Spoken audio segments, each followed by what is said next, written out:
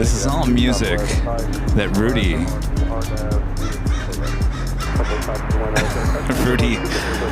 decided to play for his birthday. All right, let's get this started. All right, here we go. Hello, everyone. I'm your plane jockey, Kevin. Whoa, hi. I guess we'll continue to play the music behind me. How's that? So let me set this all up. Hello, everyone. I am Plane Jockey Kevin.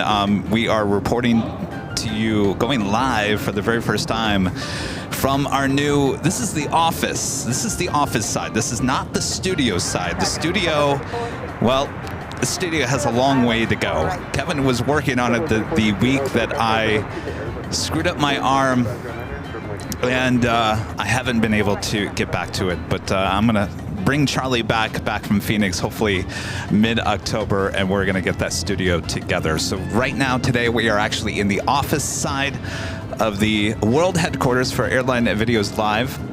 Hello, everyone.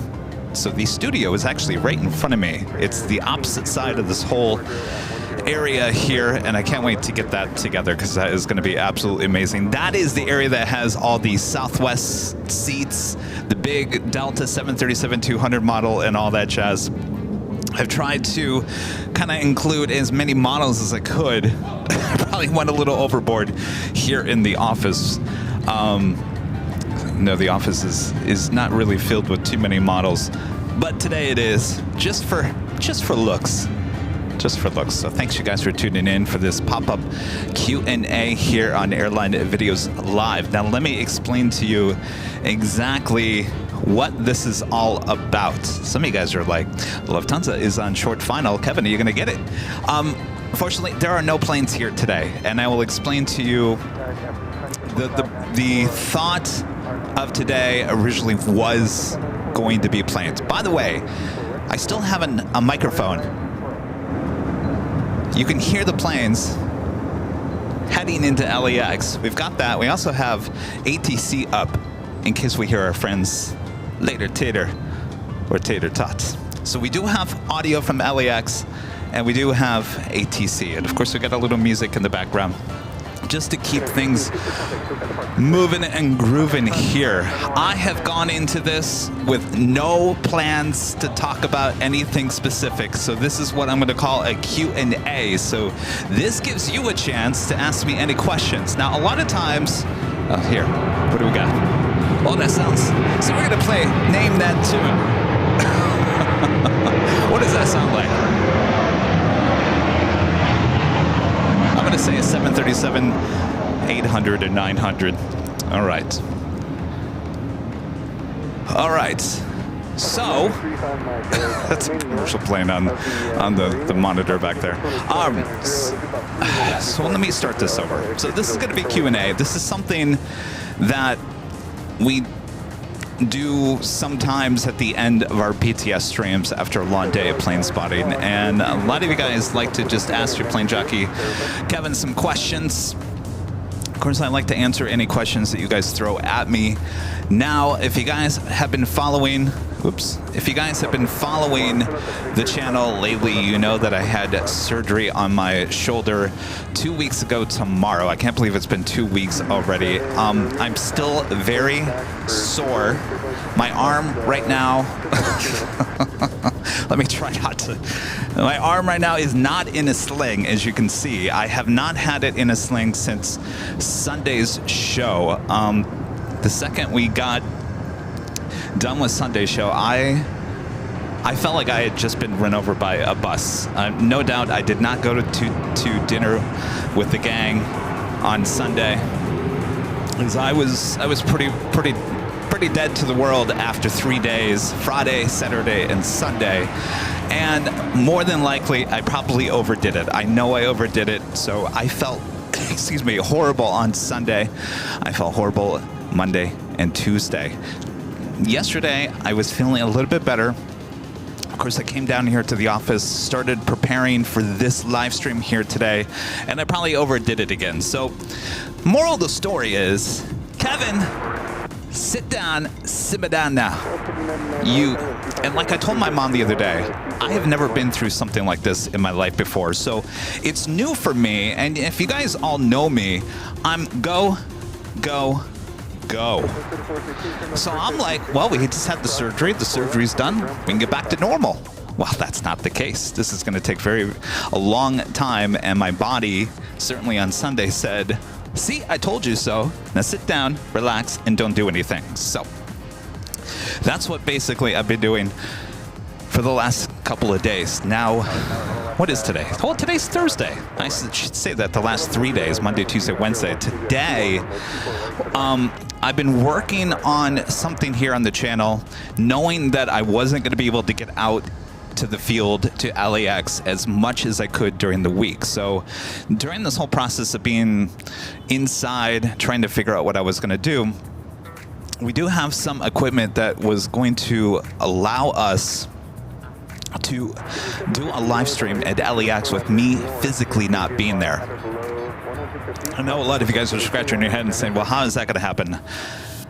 So our friend Ben, NRB Photos, was going to go out there and actually be the cameraman, and he was going to feed me a live stream here to the office, and I was going to be your plane jockey remotely from the office. Now, with that being said, I've contacted the manufacturer of Ed.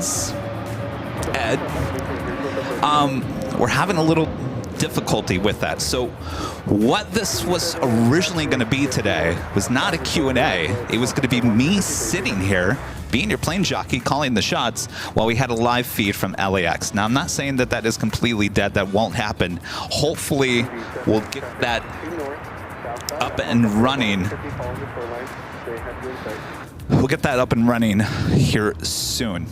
I also have another proposal for you guys. I'll get your reaction on it. Another idea that I have in the meantime, as your plane jockey Kevin takes it easy mostly during the week. Now, Sunday, I will be back out at LAX. I think 1 day a week at this point, I can be out there in the elements for a whole day. But now, twice, 3 times in 1 week, I think it's a little still too much for your plane jockey.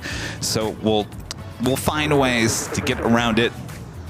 So we'll bring that all back together, and this is why I've created this Q&A. So originally this is going to be an actual live stream in LAX, but I said the show must go on. I still got to give you a live stream.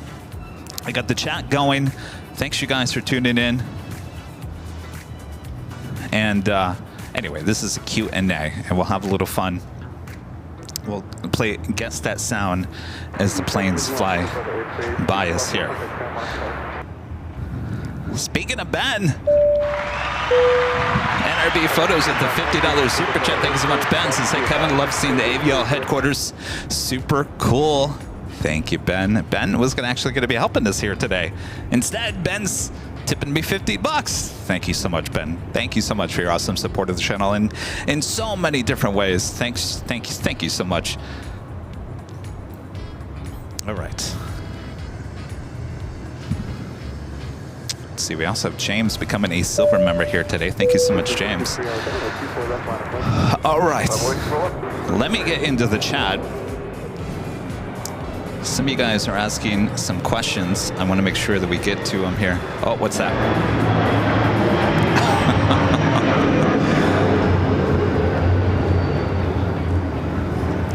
RWBJR with a question says, Kevin, what brings you the most joy from your work at AVL? I'll be honest with you. Getting out of the house, being out at the airport, and giving you guys an awesome live stream, because I always tell you guys, you never know what you're going to see at LAX. And to me, I know that gets you excited. That gets me excited as well. Going out there, giving you guys an awesome live stream. I'll tell you, there are days I walk away from LAX, and there's nothing special that came in, nothing special that occurred throughout the day. And I'm like, well, that was kind of a boring day. But I always say there's always next time, right? There's always a next time at LAX. So I would say the most joy that I get out of running this channel is certainly giving you guys the live streams. And with that being said, it has been very, very hard for me. If you know me, it's very hard for me to sit still, not go and shoot something. And technically right now, I can't, I can barely shoot a video or a photo on the iPhone, let alone any camera. And well, my whole life I've been running a camera, so it's been very hard for me. What do we got there? I'm gonna have to turn on flight radar. I guess I'm just gonna have to give you the play-by-play of what we're hearing outside. What you're hearing, by the way, is north side, so it'd be the arrivals on 24. That was WestJet flight 1100 coming in from Toronto, a 737 MAX 8. See, I could still be your plane jockey. All right. That's a good question, though. I like that. All right. Gary says, hey, Kevin, I watched your 30 minutes of 4K plane spotting video last night. Absolutely loved it. Thank you so much, Carrie. And it's funny because that video was edited back in 2020, and I've been updating some of the older, well, not really updating, just been re-uploading some of the older videos and taking down the older videos and replacing them because, well, in the early days of AVL, that's all we had were these 4K videos. And I actually watched that last night, and I was like really impressed. I was like, geez, Kevin, you did a really good job. And that was during the height of the pandemic. But that's what this whole channel was about, was those 4K videos. Some of them shorter, some of them longer, like the one that we aired yesterday. There's been a lot of comments in the past 24 hours since I posted that said, do more of these. Nothing wrong with your commentary, but I mute you. I'd rather just hear the planes. And I get that. And I get that. The thing is, I think there's a fine balance in that. Certainly, that's what we originally did with the channel, was the 4K. No, well, there was ATC on some of those videos, but obviously no live stream commentary. So I get it. And I think I'll continue to keep the algorithm. See, that's another thing about that YouTube. Usually we're doing 3 to 4 live streams a week. Right now, well, we did 2 last week. Did we even do any the week earlier? So the algorithm can come back and haunt us. It's not YouTube's fault. It's just if you don't keep moving and grooving on your YouTube channel, the algorithm will look at that and say, well, they've kind of given up on their channels, so we're not going to rank them as high. So I think it's good to upload some of the older videos. Some of those videos that were uploaded, a lot of people have never seen, because our vault of all those 4K videos goes back so much. It would take you probably weeks and months to find the video you were looking for. So there you go.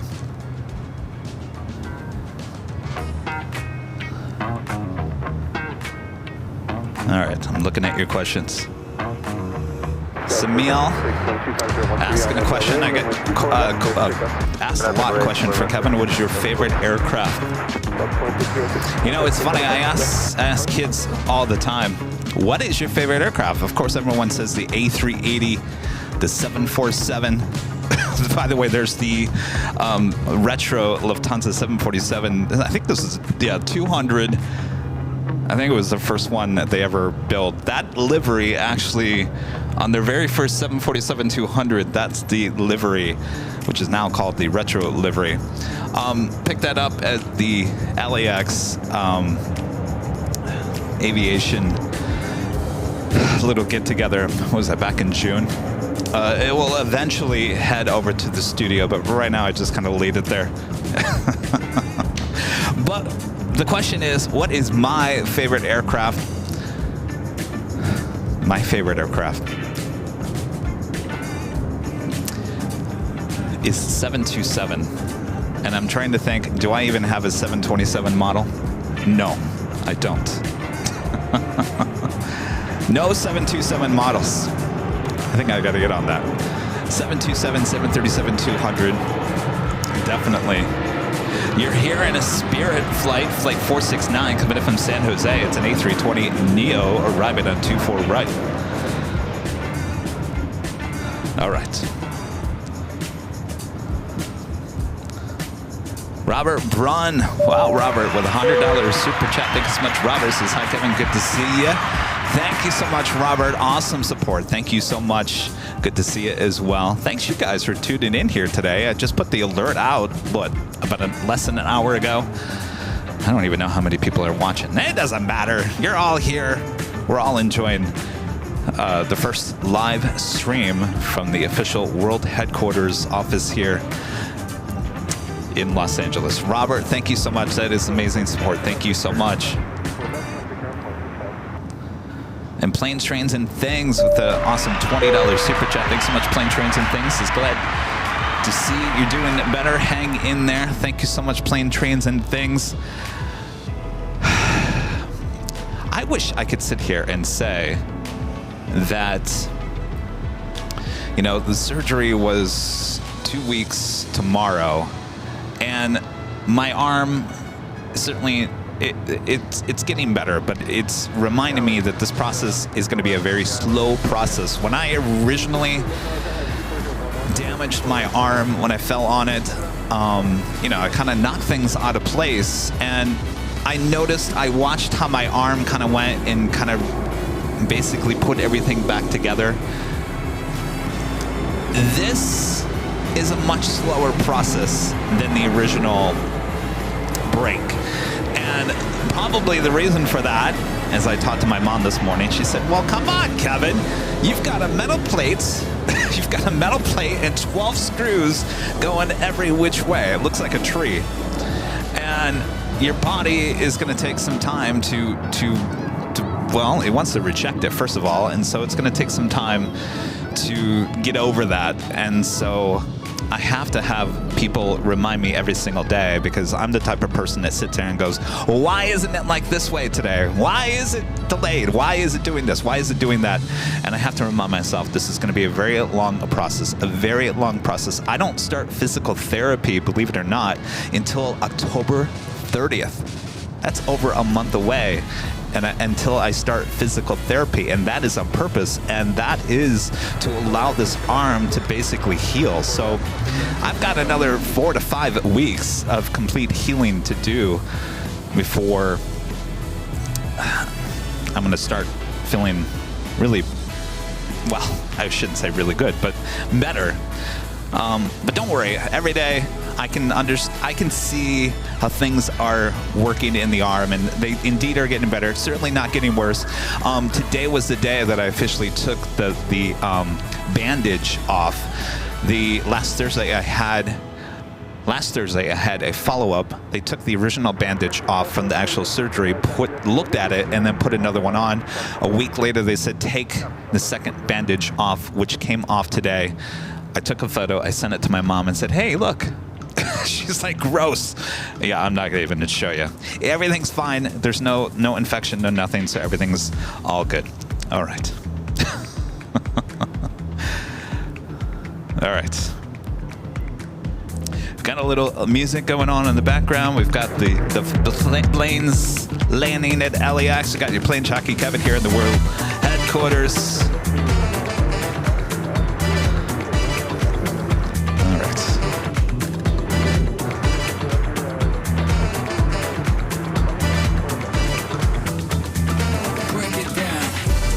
Break it down.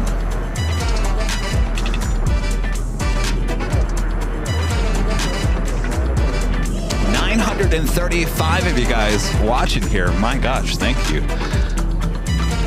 All right. Plane, Trains, and Things, gifting 5 AIRLINE Videos Live memberships. Thank you so much, Plane, Trains, and Things. And of course, Bob's not here today. Bob's not allowed in the in the office. Only Rudy and Charlie at this point. Actually, I'm sitting at Charlie's desk. This is Charlie's desk. That computer to monitor over there, that is my desk. Rudy's is off to my left, your right. So this is Charlie's area. It's kind of like a U shape. It kind of goes around. And of course, we've got the studio on the opposite side. Thank you so much, Plane, Trains, and Things. That's not all. RW. Hold on one second. What's going on with my screen here? Let's try this again. RWBJR gifting 5 AIRLINE Videos Live memberships. Thank you so much. NRB Photos back with a $20 super chat. Thank you so much, Ben. Ben, I should be, well, I was going to say I should be paying you today for your job as being a videographer. Unfortunately, we couldn't get that going here today, but that's not to say we won't get that going. It says, what inspired you to start streaming aviation content, and what's been your most memorable experience so far? Well, just off the top of my head, Ben, the most memorable experience is that Holy Moly, which I posted again this week on social media.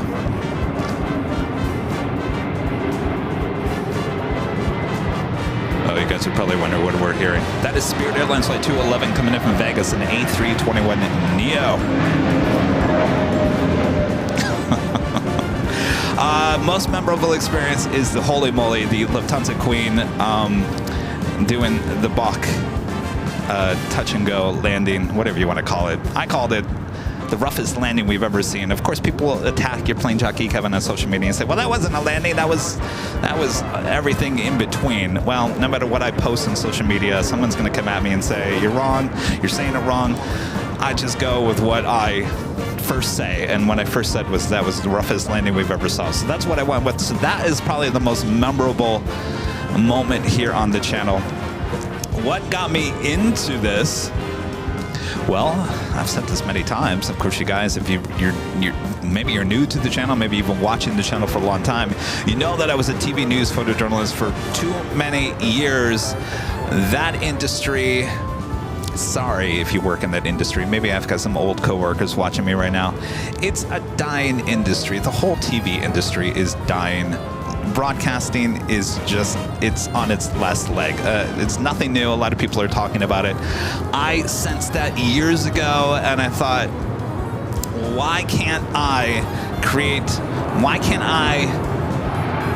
let me rephrase this. And by the way, you're listening to Alaska Airlines Flight 1172 coming from Portland, a 737 MAX 9. Why can't I use what I've learned in all those years of TV news, and why can't I create my own channel on YouTube?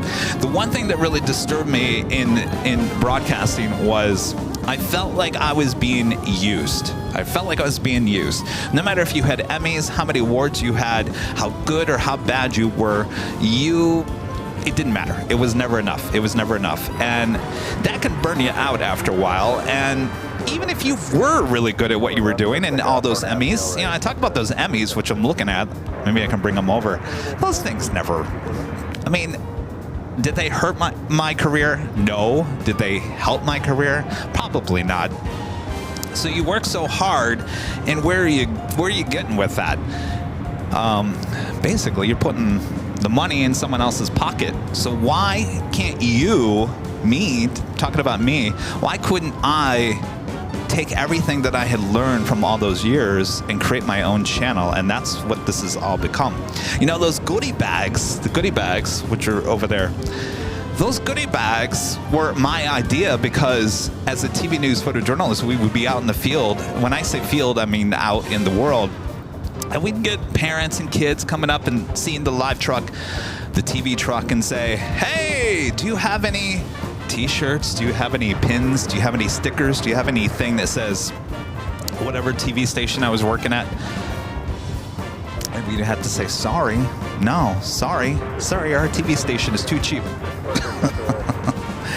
So that was the first thing that I did when I started this channel. I said, you know what? I'm gonna not be cheap.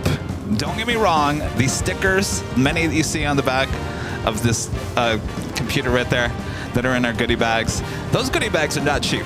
The average cost of one of those goodie bags is probably about $5. So we've spent a lot of money on those goodie bags, but to me, it's well worth it because it gives so many people a smile on their face when we hand those off to everyone. Of course, now we have those trading cards as well, which everyone loves as well. So the trading cards, not really the trading cards, but the goodie bags really came from that, from what I learned in TV news. Stop being cheap media company and give people what they want. And they want it for free. So that's why the goodie bags are for free. and that's why we give them out. So really, that comes from my years at TV news. Of course, learning what to do and what not to do. All right. Give me 1 second here. I'm running behind. My gosh, you guys. All right. Still down with one arm. Global Travel with a $5 super chat. Thank you so much, Global Travel. Says, aloha, Kevin. What is your favorite thing about AVL and why? Ooh, good question. What is my favorite thing about AVL and why? I tell you, it's one thing that I never, from the very beginning, would have ever have thought would have happened, is the community that was built around the channel. Never would I have thought. Now, if you remember, the channel was built around those 4K videos. By the way, if you're listening, United Airlines Flight 2675 coming from Houston, the 737-900ER, arriving on 24 right. That's the plane that you're hearing there in the background. So originally when the channel started, it was just 4K videos. There was no commentary. There was really no one even knew who the person behind the camera was. In fact, I met Rudy at Imperial Hill while I was out there one day shooting 4K videos, and he had no idea who was behind the channel, and he just saw me standing there with the Airline Videos. Of course, we didn't have Airline Videos Live at that point, just the Airline Videos logo on the back of my t-shirt. And so he came up to me and said, "Are you with Airline Videos?" He had been following, he'd been watching, but he had no idea who was behind the channel. I said, "Yes, I'm Airline Videos, I'm Kevin." So that was the first opportunity for him to actually put a face with the channel. Of course, it wasn't too much longer that we started doing the live broadcast here on the channel, and I started to put my face in front of the camera so people could understand, well, who was behind this 4K video on YouTube. Oh, it was Kevin. And then the next process was that all of you started watching, supporting the channel. If you guys remember, the early days, I think did a Saturday or Sunday live broadcast. It was either one or the other. Sometimes it was Saturday and Sunday. And then I would try to give you a weekday live broadcast, usually about, I think on a Tuesday or Wednesday. And if you remember, I would go out for a few hours and then I'd have to end and say, "Sorry guys, I have to go to work." And you guys were so upset. No, we're enjoying this. Please don't go to work. Please don't go to work. And so the whole conversation went to, well, Kevin, you're not going to go to work one of these days because we're going to support you and take you away from that. I said, yeah, sure, you guys. We'll see when that happens. And so month after month, I was looking how the support was coming in. I wasn't going to jump ship, meaning jump from the TV news industry, until it proved to me that this could be viable. And it took a few months, probably, I want to say 4 to 6 months. And finally I said, you know what? And at that point, I'll be honest with you, I was tired. I had to get out of the TV station. It didn't even matter to me at this point if I would be broke. I just wanted to get out.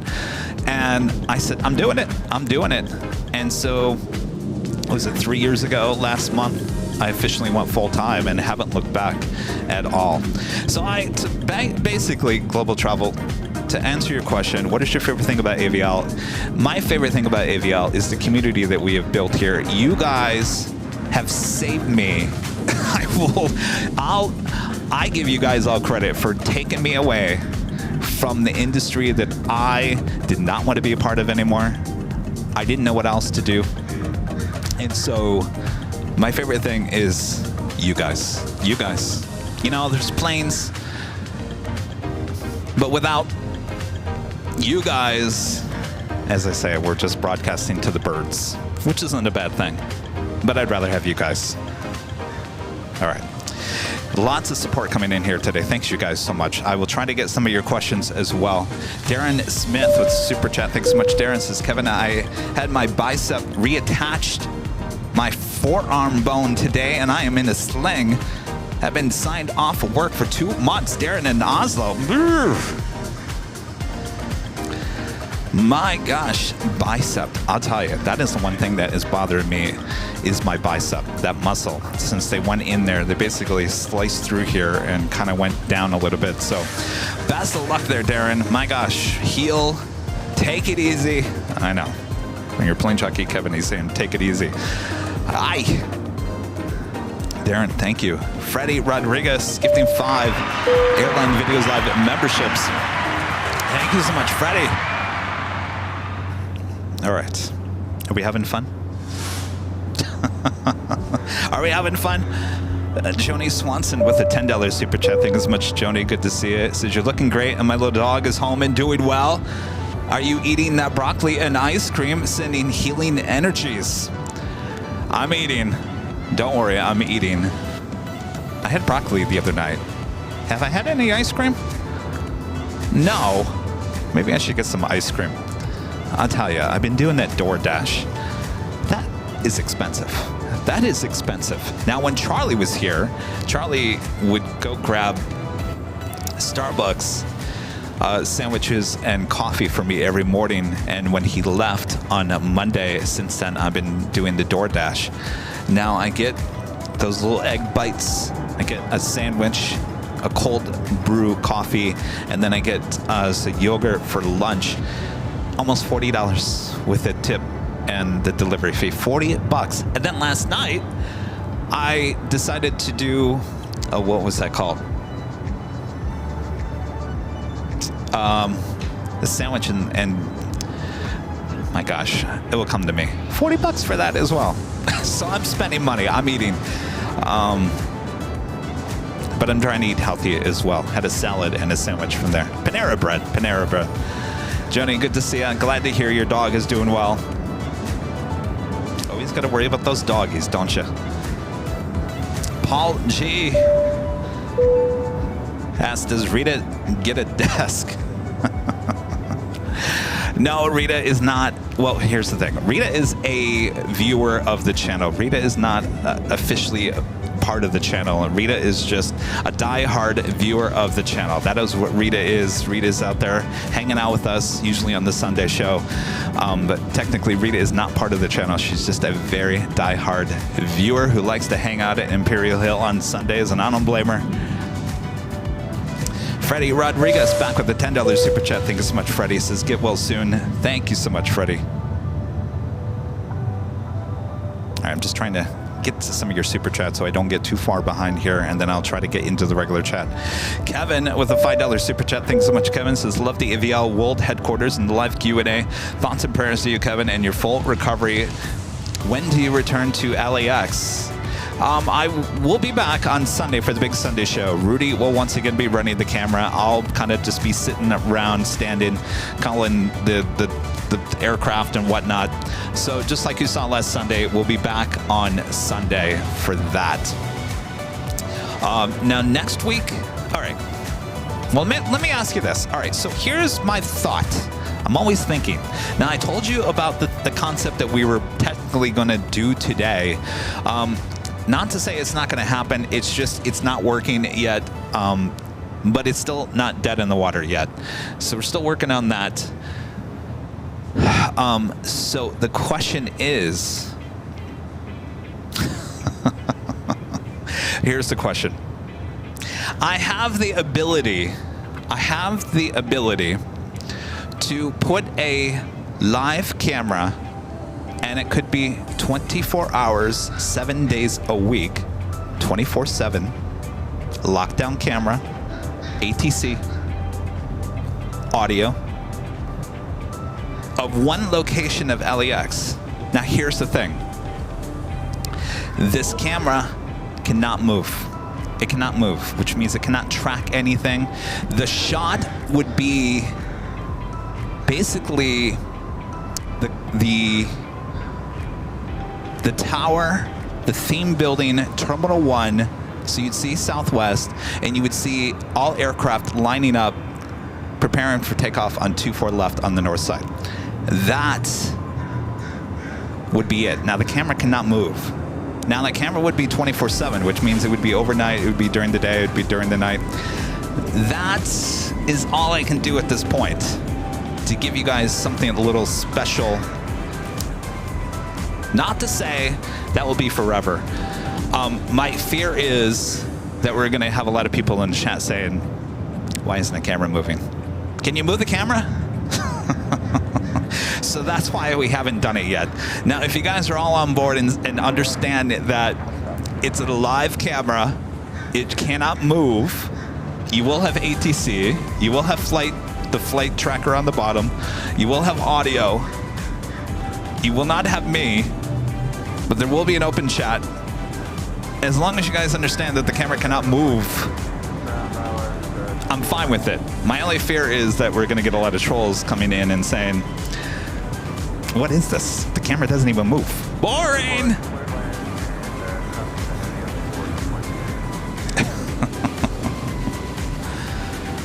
And that would just be for the next week or so. It wouldn't be a long-standing thing.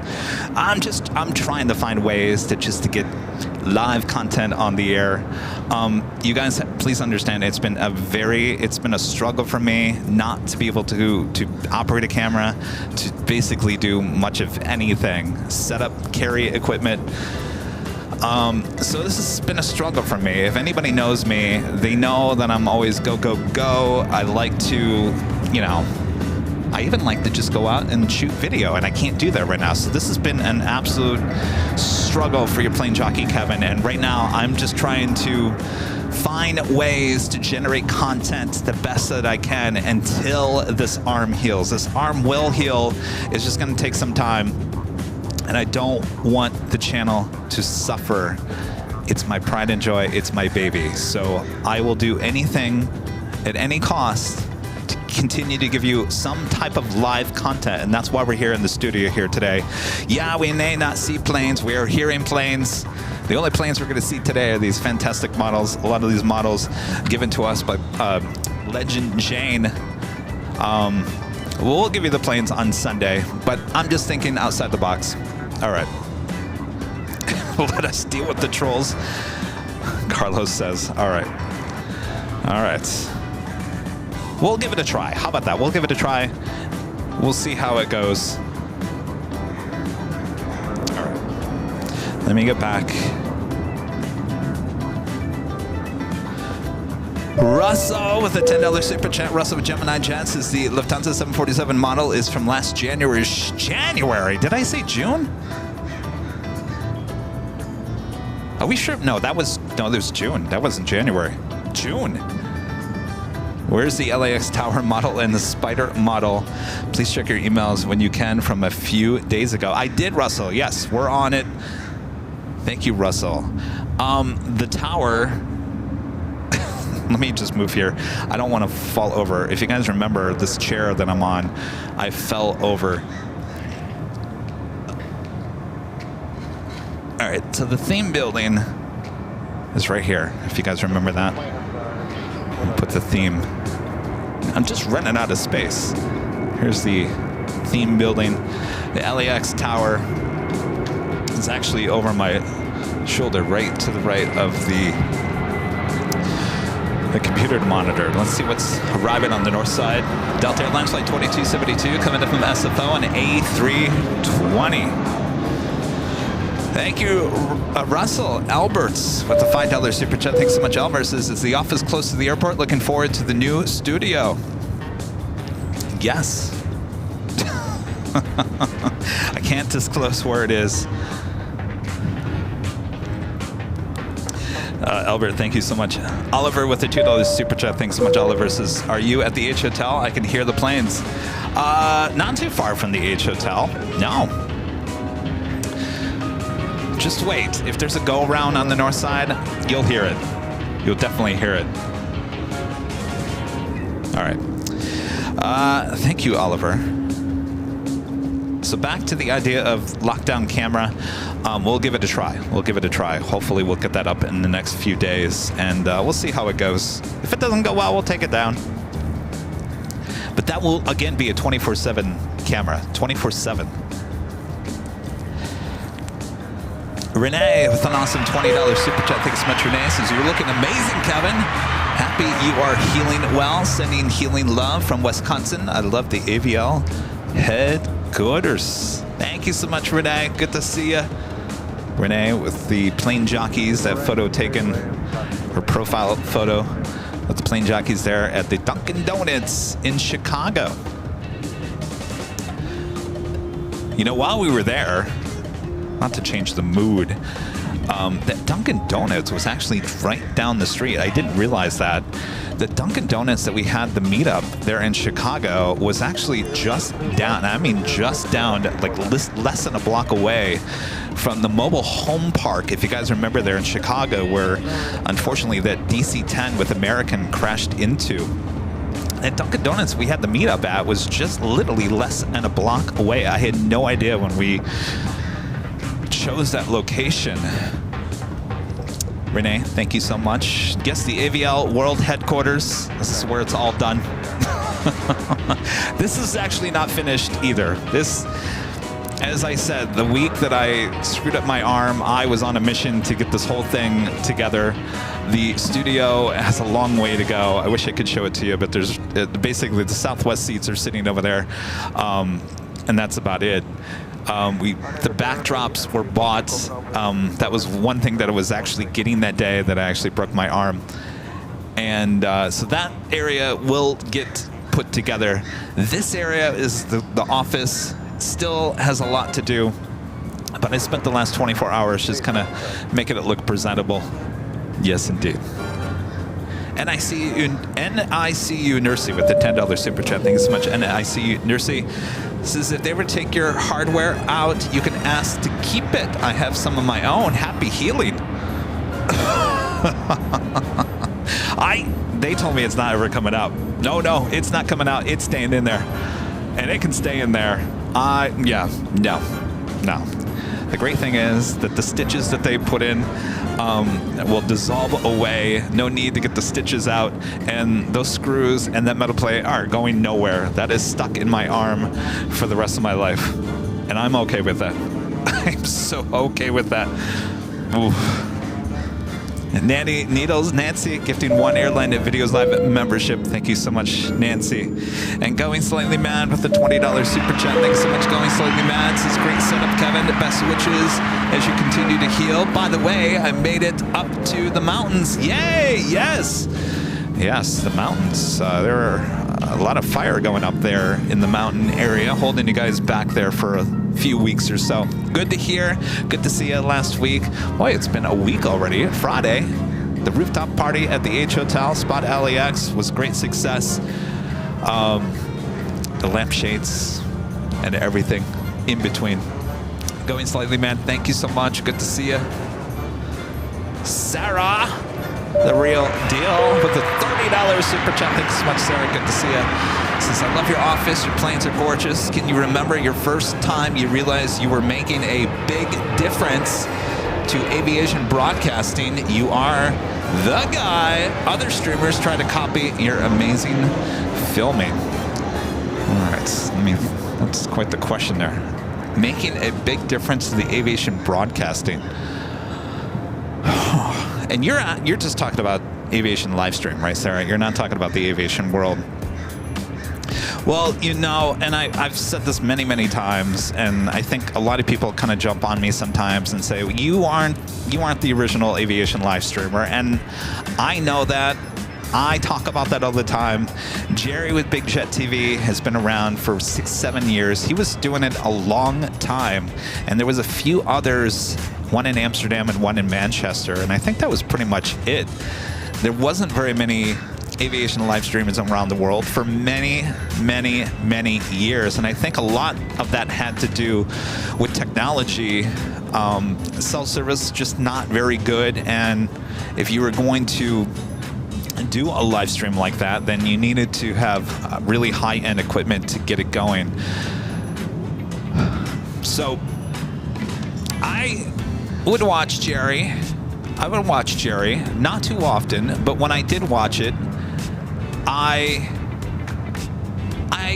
and not to knock Jerry, and I'm not knocking Jerry, I always looked at that and said, I think it's missing something. It's missing, and I still watch it to this day, and I still say there's something missing. Now, Jerry is very successful at what he does.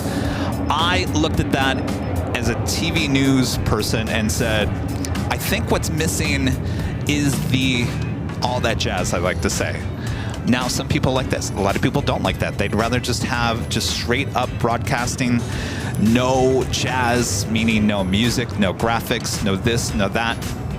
Now, I'm just a creative person. I look at that and go, well, I'm going to take basically that element and just bring it to the next level. Now, no one in the US was live broadcasting, live streaming at all. Oh, sounds like a heavy.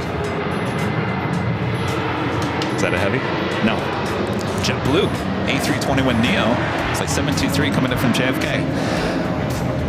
So I said, all right, let me back up a little bit on that, because it actually didn't turn out that way. It did not turn out that way. As I've been talking about, we did 4K video here on the channel. That's basically what we were doing. 4K, there was no live streaming.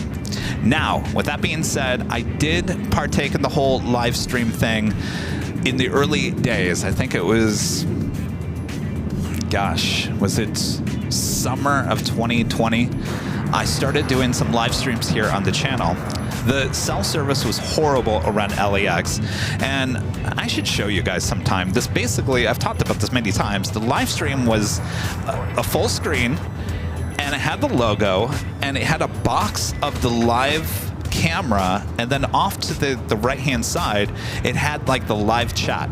And I thought, okay, well, we'll just take it to the next level, we'll put the live chat in there. The problem was that the software we were using and the lack of internet around LAX was so bad that I kept on losing the stream. And if you lost the stream, meaning you lost your internet, it would actually kill the stream. So I would have to start and stop the stream sometimes 5 times in one stream. And granted, we didn't have a lot of viewers, but you can understand that you lose it once, you lose it twice, you lose it 3 times, and people are not going to come back. So with that happening, the lack of internet, software was kind of iffy. I said, okay, this has been fun, but this is not for me. This is not going to work. And I went back to doing just 4K video. And we continued to do 4K video. I said, I've tried the live thing. I really didn't have very many viewers. It just didn't work very well. And it was probably, what, 6 months later, 6 months, 9 months later, I got an email from this software company that said, hey, you can now live stream using cloud-based software. You can add these elements as graphics, double live shots. I was like, well, that's really cool. That sounds a lot like TV news. Maybe I'll give it a try. So I started using it, and that was the official launch of AIRLINE Videos Live as it is right now. So the official April 10th date that we celebrate every year was the official first time using that software outside the In-N-Out Burger. So with that being said, I went on a long way here. I tried the live element, and it didn't work out very well, and I gave up on it until we had a little new software, and that's what kind of gave new life to the whole live element of the channel. And the rest is history, as you would say. So have I made a big difference in the aviation live stream world? I certainly hope so. You know, with that software, I'll tell you who's arriving there on the north side. Delta Airlines Flight 2678 coming in from Vegas, 737-800. You know, when we originally used that software, it wasn't the best, but there was some elements to that. You know, when we first started, you know, we had Rudy at the In-N-Out Burger. Later, he was at the garage, and we had 2 live cameras at the same time. We had one on the north, one on the south. A lot of people like that. It was very unique. It had never been done before in the world of aviation live stream. In fact, going back, the new streaming software allowed to put the super chats like this on the screen. You couldn't do that before. So technically, I was the first aviation live streamer to put your chats on the screen as well, and now it's universal. Everyone does it. But that had something to do with that software that we had just, was sent to me and said, hey, try it out. So there's a lot of things that you see on a lot of aviation live streamers that I wouldn't say copy, but basically the way how things look, certainly with the graphics on the screen, the super chats, that actually started right here on AVL. And that all had to do with that original software. So, Sarah, to answer your question, I don't think we've gotten there yet. I'm not done. This channel is continuing, and I hope to set new boundaries in the future. All right. Toda, super chances. Have you ever considered satellite lives, like an AVL on the fly type of thing, at other airports using new team members like you guys? You guys are the best, though. Now, it's funny you say that, because the technology that we were talking about today, that I was going to do a live stream at LAX while I was here inside the studio. That's, by the way, that's the big Q, Qatar Airways, flight 739, coming up from Doha, A350 1000. That you hear. So that technology should be working, but it's not working for us. And so I'm in talks with the manufacturer saying it's not working. I want it to work. If we can get that to work, then the possibilities of doing something like that could happen. Right now, it's just not capable at this moment. That's a good question there. Our friend John, there on the East Coast with the $20 super chat. Thanks so much, John. Says, hi, Kevin. I can remember giving you a cash donation in hand on the hill, my first time there, and it's been a great experience to be in the family. When I wear merch, folks ask me, and I mention I've met you and Rudy. Not only have you met us, John was lucky. He came out to the TWA hotel, which was 7 months ago. Our friend Nancy reminded me the other day, it's been 7 months since we were at JFK back there in March. 7 months, where has the time gone? John showed up at the TWA hotel with gifts in hand. That was the day that it pouring rain and made our equipment just, not work. So we had to end the show early. Well, John was lucky he got to hang out with us there at the TWA hotel. We went to the Constellation, the Lockheed bar there at the TWA and all that jazz. It was a good day. John, good to see you. Brian Henry there at DFW with the $20 super chat. Thank you so much, Brian. Says, hi, Kevin. Wanted to check in. I understand with obvious reasons you can't make it to DFW in October. Hopefully you can reschedule soon. And Branson wants to know, what's your favorite out of Air New Zealand's All Black? Oh, favorite out of Air New Zealand All Black, or the ITA? Oh, I hear an A380. You hear that A380? Emirates.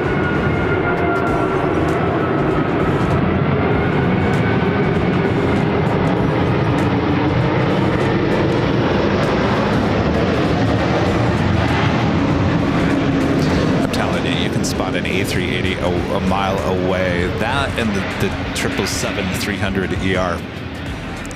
All right, let me get back. A favorite out of Air New Zealand All Black or the ITA livery? No doubt, ITA. ITA A350. I like it in the A330 as well. ITA A350 is certainly one of my favorites. Just a beautiful plane. The All Blacks 777, I'll tell you, I think I like the All Blacks better in the Dreamliner, and they also used to have a 777-200ER. If you guys remember, that has since been retired. I do believe I have some 4K video of that 777-200ER at LAX. I gotta dig up and post somewhere.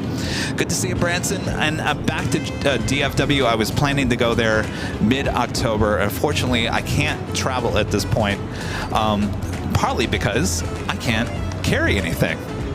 So it kind of defeats the purpose, right?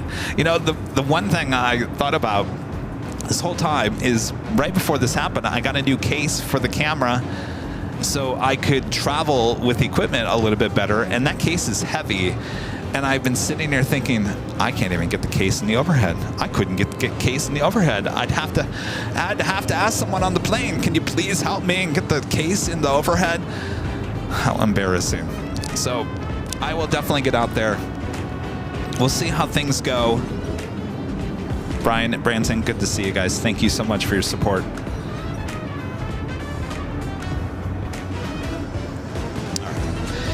WX Hog with a $20 super chat. Thank you so much.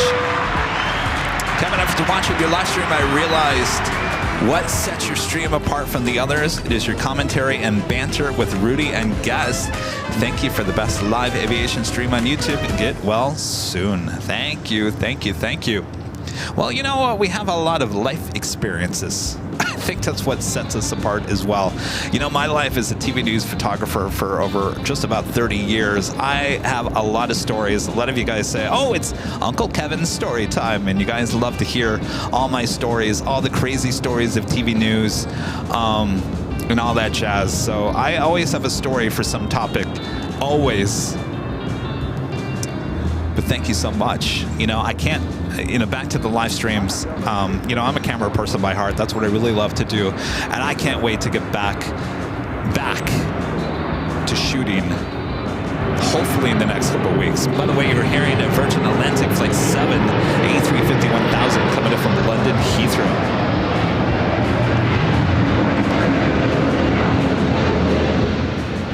We got it all for you. You know, somewhere in there I've got ATC. Armin V, one of our great mods with the super chat. Thank you so much. Armin says, hello, Kevin. So Rudy has joined you on many days at your work. Would you be able to join Rudy for a day at his work, helping him with students, etc.? I don't know. That's a good question for Rudy. I don't even know if I'm allowed inside the school. I have gone to one of his events when they were all playing at the A's game there in Anaheim. I did go out for that. Good question there, Armin. Good to see you. Carlos Garcia with the $5 super chat. Thank you so much. Carlos says, missed the show.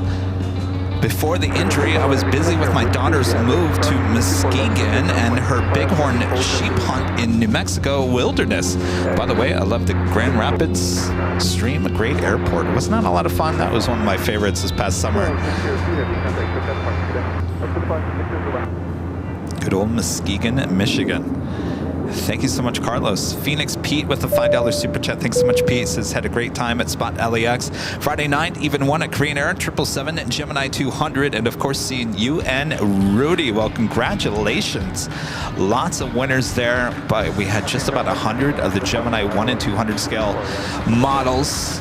Again, once again, shout out to James Webb, big supporter of the channel, a lot of aviation channels. He's a big part of the reason why we had so many of those models given away there on Friday night.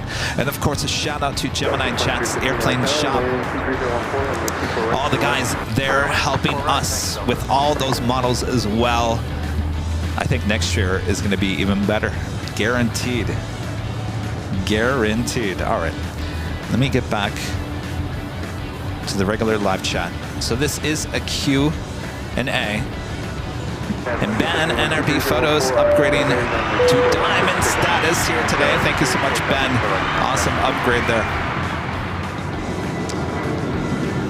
Oh, we got another plane arriving on the north side. Delta Airlines 2828 coming in from Denver in an A320.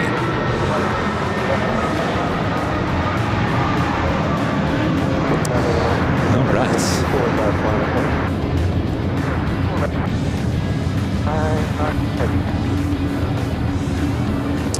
Terry with the $25 super chat through PayPal. Thank you so much, Terry. Says, listen to your body and take it easy during this recovery period.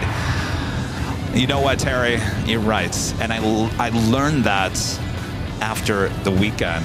I was feeling good going into the weekend. I was feeling pretty good on Friday. Saturday, I was starting to feel a little bit tired. I had the arm in the sling all 3 days over the weekend. Sunday, I was tired, and by the time we finished on Sunday, I told Rudy, I said, I'm dead to the world. I'm done. I can't go to dinner with you guys. And I went home, watched the Emmys, and just ate some dinner, and I was tired. And Monday, Tuesday, even yesterday, I was kind of recovering from the weekend. It took about 3 days. And I think that reminded me that even if your arm doesn't hurt or does hurt, your body as a whole is still recovering. That was some major surgery that I went through, and of course I've never been like something like this before, so I don't know.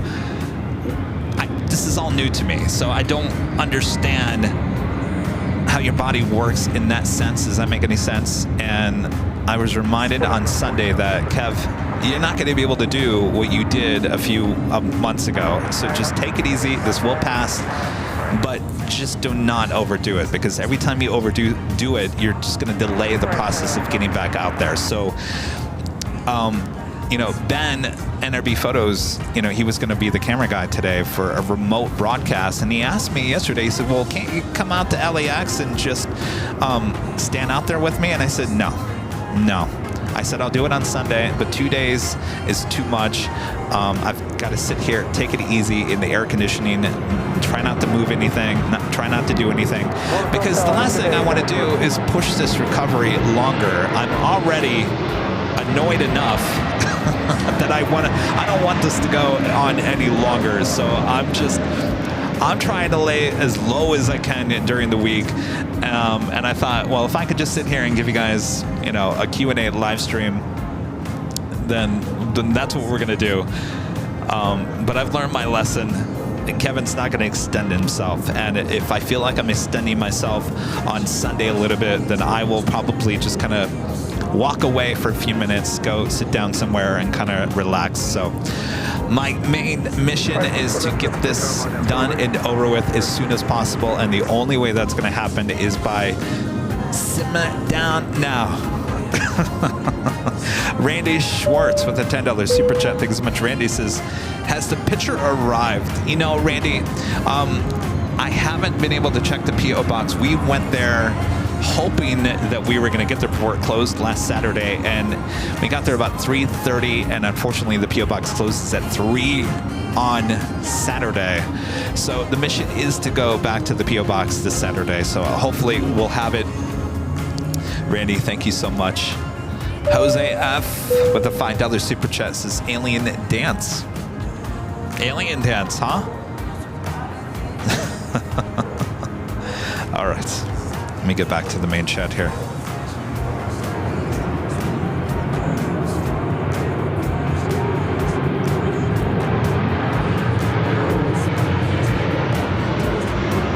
And I see nursing. Yeah, nurse's orders, stay home and rest. I know. In fact, your Plane Jockey Kevin has decided the last 24 hours to cool it down on the pain meds too. I'd like to slow those down a little bit, so I've kind of stopped taking those as much as I was. We'll need 30 seconds to land with Romeo. Keep more left coming. Jengar J with the $5 super chat. Thank you so much. Which of all my facts do you like? Mine is the Pelican blocking the taxiway at the San Diego airport. I don't know. You've had so many. They're all very interesting. Some of them get me laughing a little bit more than others. Some get me scratching my head. Good to see you. Rich says I need different camera angles for the Q&As. Well, this is the first one, Rich. I don't know. I mean, I don't know what other camera angle I can give you.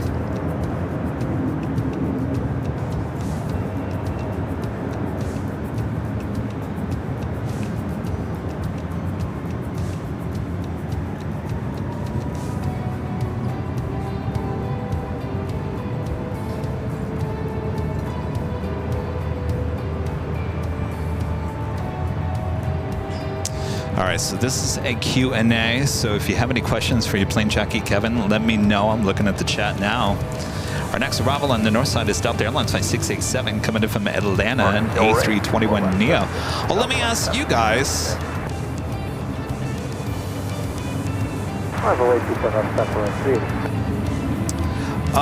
Let me ask you guys. So big news in terms of aviation, actually really big news in terms of aviation yesterday happening. Alaska and Hawaiian becoming one airline, well, becoming the same under the same company, still going to be two separate airlines, Alaska and Hawaiian. What do you guys think of that? I think it's pretty exciting. Definitely Hawaiian needed that. They were not doing too well financially.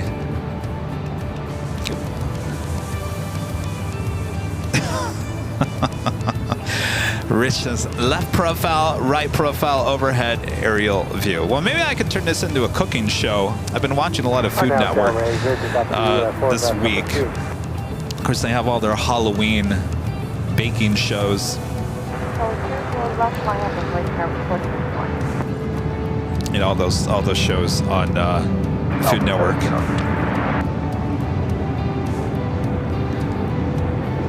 Renee says the merger is good. I agree with you, Renee.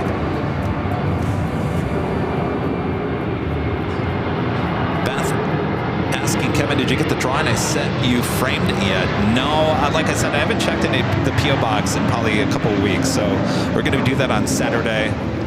We try to do that before the big Sunday show, so hopefully it's there, Beth. I'll let you know. Christina asking, what is your favorite A380, Kevin? It's right next to me. It's right next to me. All three of these. My favorite is the orange turtle. I saw that in person. We were in Honolulu. It is absolutely amazing in person. The blue, because I love blue, and of course the teal green as well.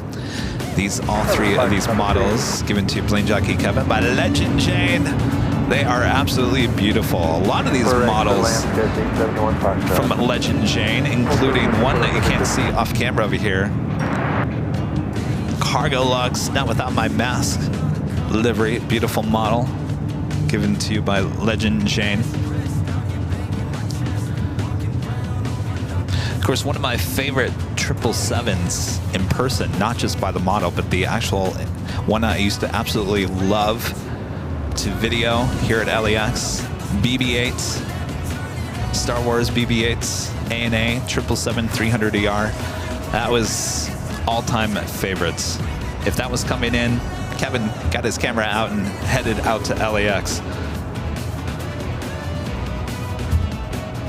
Up and wait for last up 3416. So calculation, 49. Tender Aviation asking, can you show the x-ray with the metal in your arm? I will. So they showed it to me last Thursday, and I think I was so blown away by what I was seeing that I didn't even think about taking a photo, and I should have taken a photo. So then I contacted them when I got back home, and I said, can you guys send me that photo so I can show everyone? Because no one believes me that there's a metal rod in there with screws going everywhere. It looks like a tree. Literally looks like a tree. They said, well, it should be on your website's profile. So I went there to look for it, and it hasn't been uploaded. So when I go back next month in October, I'm going to ask them if I can get a photo of it. So eventually I'll get a photo so you guys can see exactly what kind of craziness is going on in my arm. I'm gonna let you know what's arriving on the north side. Alaska Sky West coming from SFO and the E175 LR.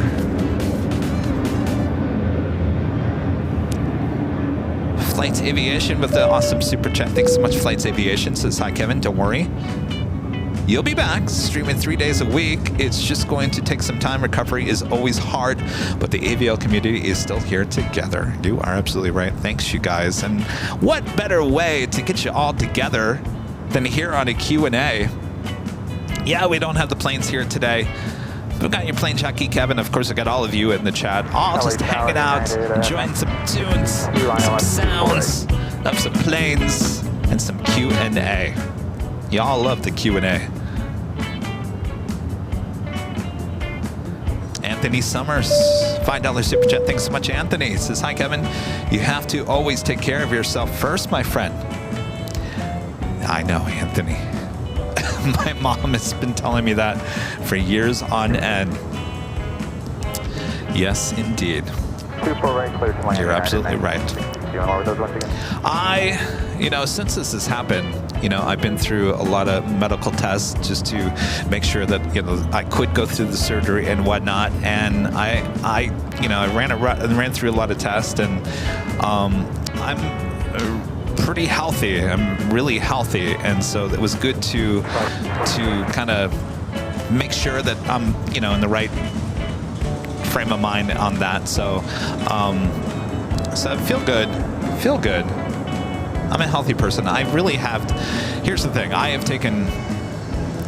So if you guys, let me rephrase this. When I was a TV news photographer, I would eat salads for lunch and dinner every single day. I would lift weights. I would walk every day, 6-7 miles. I was in really good shape. I was in really, really good shape. Even in my 30s, early 40s, I was really in good shape. Took very good care of myself in terms of eating and exercise. Well, then I got busy with AVL. I got very busy with AVL. Running this YouTube channel. And by the way, you're hearing United Airlines flight 1962 coming from SFO 737-900ER. Now, I'm not to say that I'm blaming the channel for me gaining weight and probably getting a little out of shape, but that's how it did occur. You know, running a YouTube channel, I was talking to Ben about this yesterday, and that, you know, I'm not going to lie, you know, revenue, memberships, we're down about 20% since this has occurred a month ago. We're down 20% overall on the channel. If you believe that or not, that is the truth.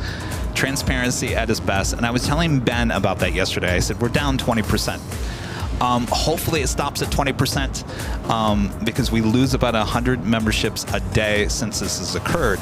So I told him that, and he goes, wow, that is really interesting to hear, because you know, you hear this a lot from YouTubers and how they get burned out, you know, the stress of trying to upload a video at least once a week or every day. You hear a lot of this, a burnout from a lot of these YouTubers, because if you take a break, and a lot of people have told me all these years, Kevin, take a break, go on vacation, go do something. My fear was that if I took a break from the channel, that the algorithm would hurt us, that people would leave, and that is the fact. It does happen. That's just human nature. That's life. And so my response to that was always, I'm not going to take a break, because I can't take a break, because if I take a break, I may lose the traction that I have of the channel. And that's why I think I worked so hard. And don't get me wrong, I love working hard. You know, AVL is my baby, and I'm going to work hard for it. Some people thought I was working a little too hard, and I'm sure I was. But the reason I was working so hard is because you really do have to keep up the momentum of the channel, because if you lose that momentum, it does decrease in every single way. And that's just the facts of YouTube. And it's not just me, it's a lot of YouTubers. The agency that we work with, we've had this discussion many times about getting burnouts. Please watch yourself. Don't extend yourself, because you will burn yourself out. And then it's really hard to get back up from the ground, so to speak. So that has always been in the back of my mind, the burnout element of the channel, and I have been there a few times. One time I remember was when we were testing out new 4K cameras, if you guys remember that, when we were going from our old cameras to, well, eventually we just started using the Nighthawk camera.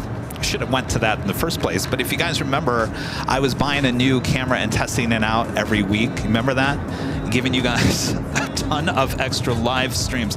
4 to 5 live streams a week there for a while, and I got burned out. I really got burned out. So that really showed me that that actually does happen. Be careful of that. So back to being healthy and whatnot, I think the process of the drive to keep the momentum going here on the channel, which means give people the live streams, give them the trips, give them this, give them that, give them that, certainly has taken a toll on me in some aspects of my life. Weight gain, whatever it may be, just not eating correctly, not having time to exercise and all that. And I think with this happening, I think it's stopped a little bit, and it's maybe realized you can't continue doing that because you think your arm is bad. Well, just wait until you have something wrong with your heart or whatever. So I think this was a big wake-up call for your Plane Jockey Kevin. Now, will Kevin be going back to 3-4 live streams a week? We'll see what happens. I don't think we're going to be out there as long as we did back in the day. I think there's a fine line there, because things happen in life sometimes that kind of wake you up. And I think this was kind of a wake-up call. And thankfully, it wasn't anything more serious. Not to say this isn't serious. I mean, losing an arm for up to 6 months is not the best situation, certainly for a camera person, but it could have been a lot worse. I could have hit my head, and so on. So I'm going to take this opportunity in life, whatever it may be. It's the universe kind of telling me, slow down, simmer down now. So I'm going to take that as someone saying, wake up, Kevin. You can't continue the way you continue.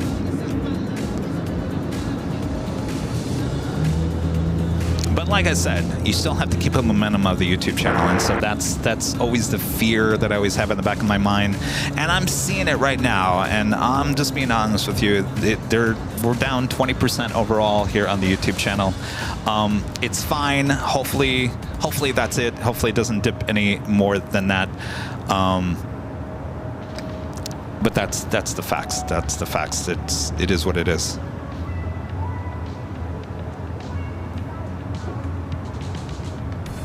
All right.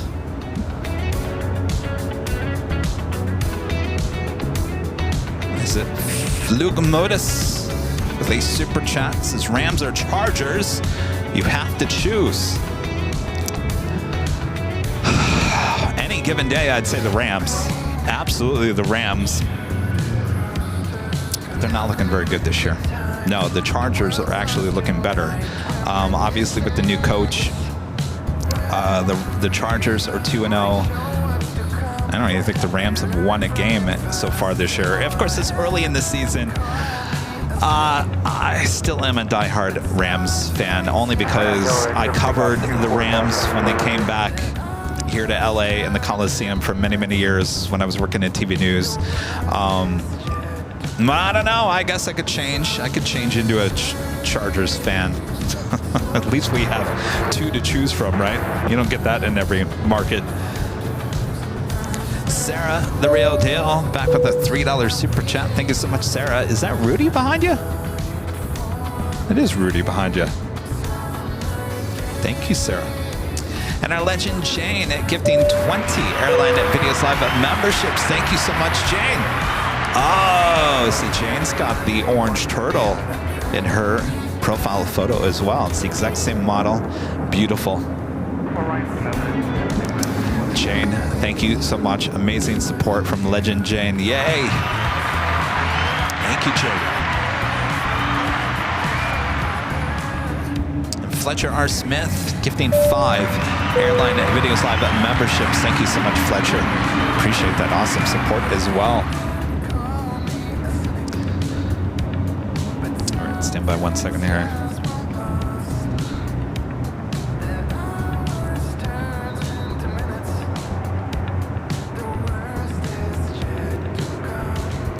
Blue Dragon Who becoming a platinum member here today. Thank you so much, Blue Dragon Who. All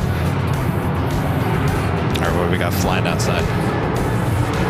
Southwest Airlines flight 4619 coming in from Oakland at 737-700.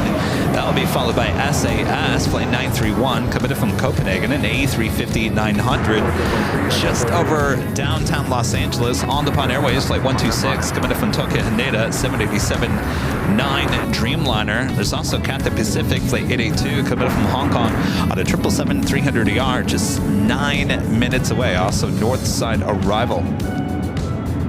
See, you can't take the plane jockey out of you, Kevin.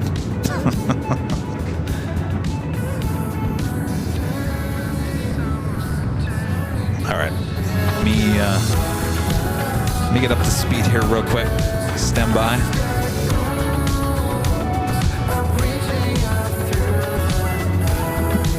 An hour and a half already, me just blabbing.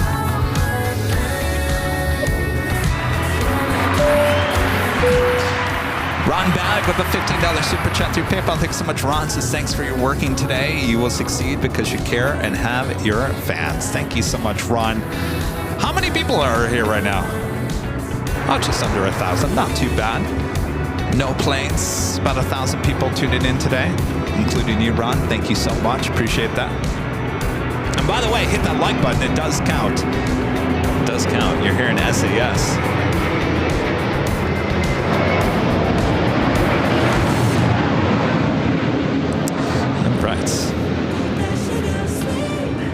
By the way, you're listening to music. That's all part of our music plan. So no copyright strikes for your Plane Jockey Kevin here today.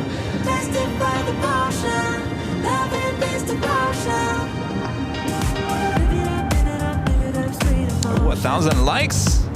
My gosh. Chelsea says this is fun. Thank you, Kevin. I love The Office. Thank you so much, Chelsea. I wish I could show you around, but there's really nothing much to it. It's kind of, I'll be honest with you, it's a mess. It's a mess. You know, equipment everywhere, things everywhere. Of course, my desk is that computer right there. This is officially Charlie's desk, but he's back in Phoenix for now, so I can sit at his desk.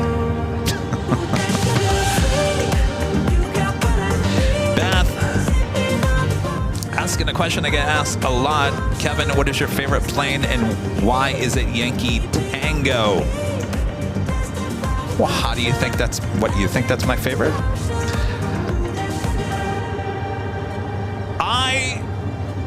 Of course that's not Yankee Tango, but that is the Lufthansa 747-200 model that you see right over there.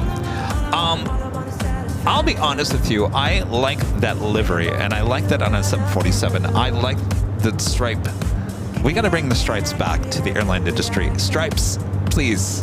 Stripes. I just think it looks absolutely amazing. I wish they'd bring that back as their main livery on Lufthansa.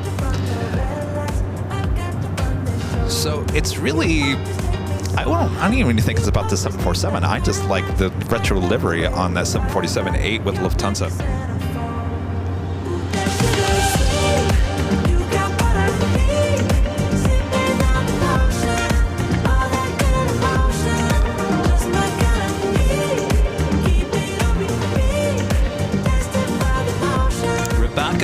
Becoming a silver member here today. Thank you so much, Rebecca. Katie Goodling with a $5 super chat. Thanks so much, Katie. This is AVL Headquarters. Looks awesome. Thank you so much, Katie. Here's the one thing that's missing, and on, I think it was the week prior to me hurting my arm, I installed mood lighting on the under the desk. Under the desk, I added mood lighting. And since then, that mood lighting has fallen down, and I haven't been able to put it back up.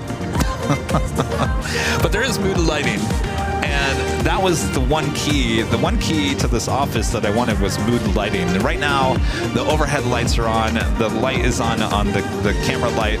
So there's not much mood lighting going on here today. But certainly, if we ever do a live stream from the office again, it should be a little bit darker and moody, more moody.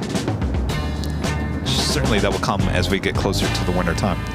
Janice with a $2 super chat. Thanks so much, Janice. This is Colorful Office. Love the colors. Thank you so much. Just wait, Janice. I was just talking about adding the mood lighting.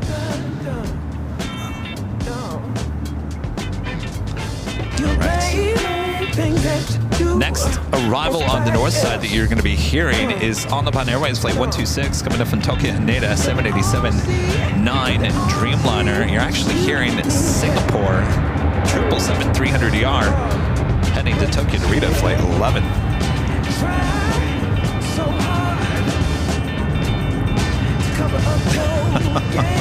Allison and whatever Gertmans asking, do you do remote consultations for mood lighting? Yes, I do. My family has asked me what are the best ways to create mood lighting in your house. And if you go to Home Depot, I'm telling you, now there's the A&A that you're hearing.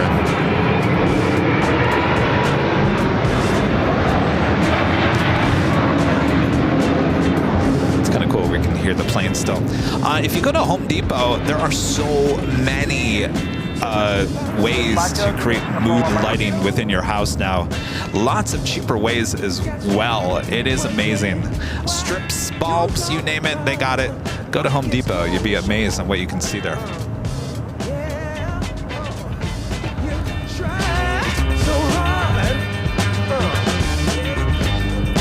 GE with the $10 super chat. Thank you so much, GE. Says it looks like you're doing well. There's ups and downs in everyone's life. When you're down, that tests your character and your resilience. See, I have found out that balance in one's life is the key. I couldn't agree with you more there, GE.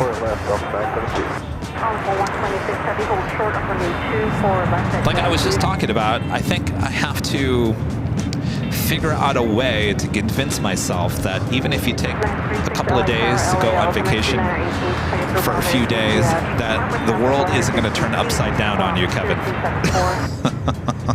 And I think this is reminding me that it's okay. You can take a few days. A month? No, do not take a month off. Then you're in trouble. But a few days, okay.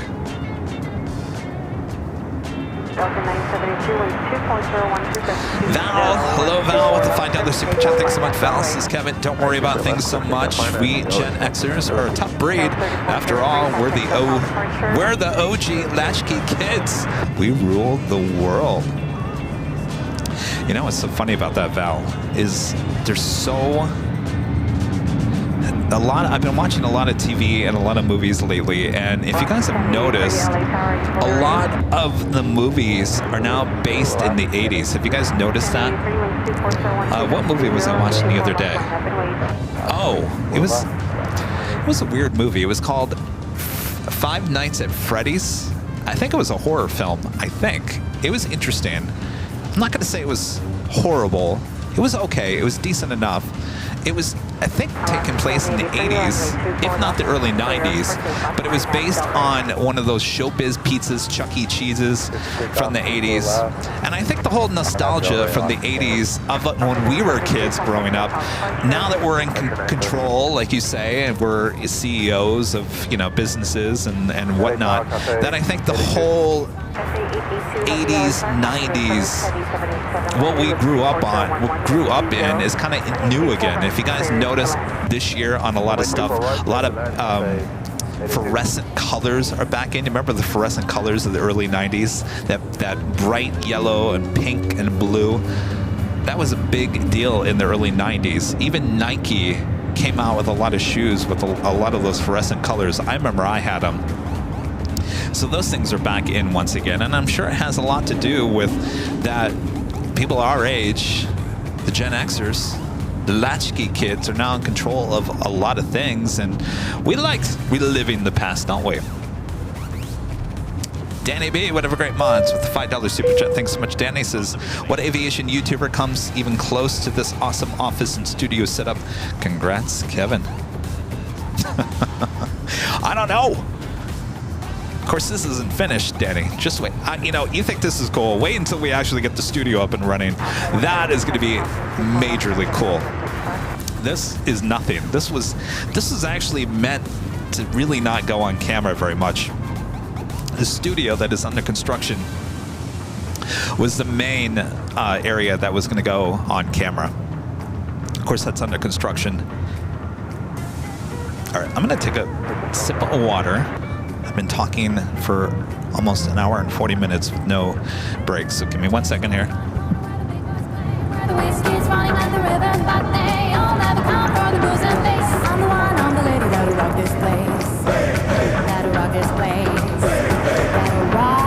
Let me get up and show you something here.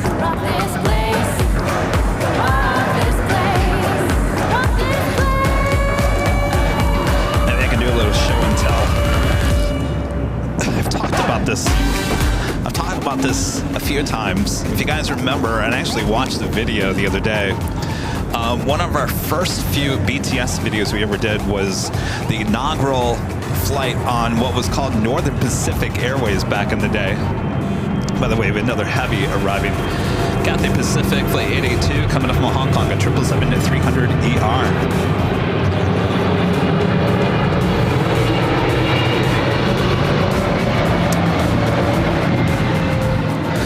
Back and watch the video. It's one of my favorite BTSs, only because I feel like there was a beginning, a middle, and an end. And if you tell a story, that's something I learned in TV news, is telling a story, a beginning, middle, and an end. I think we had all the elements of that day. The access that Northern Pacific gave us that day was absolutely amazing. You don't find that every day, and so that's what made that video super cool. It's still one of my favorites and will always be, just for the access that we got.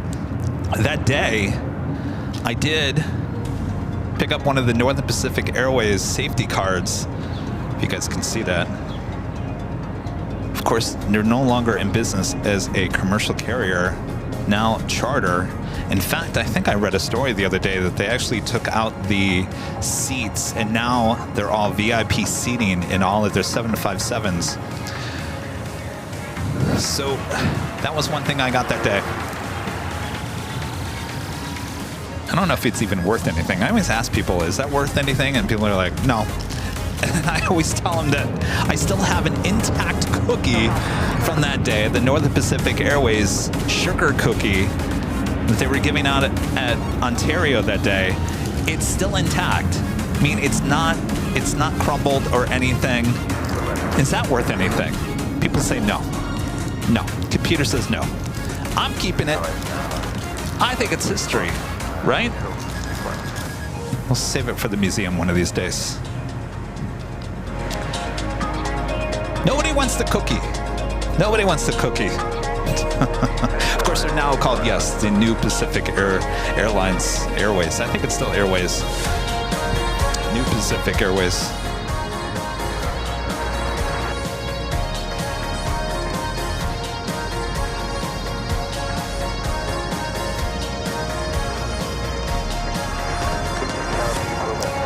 Gary with the super chat. Thanks so much, Gary.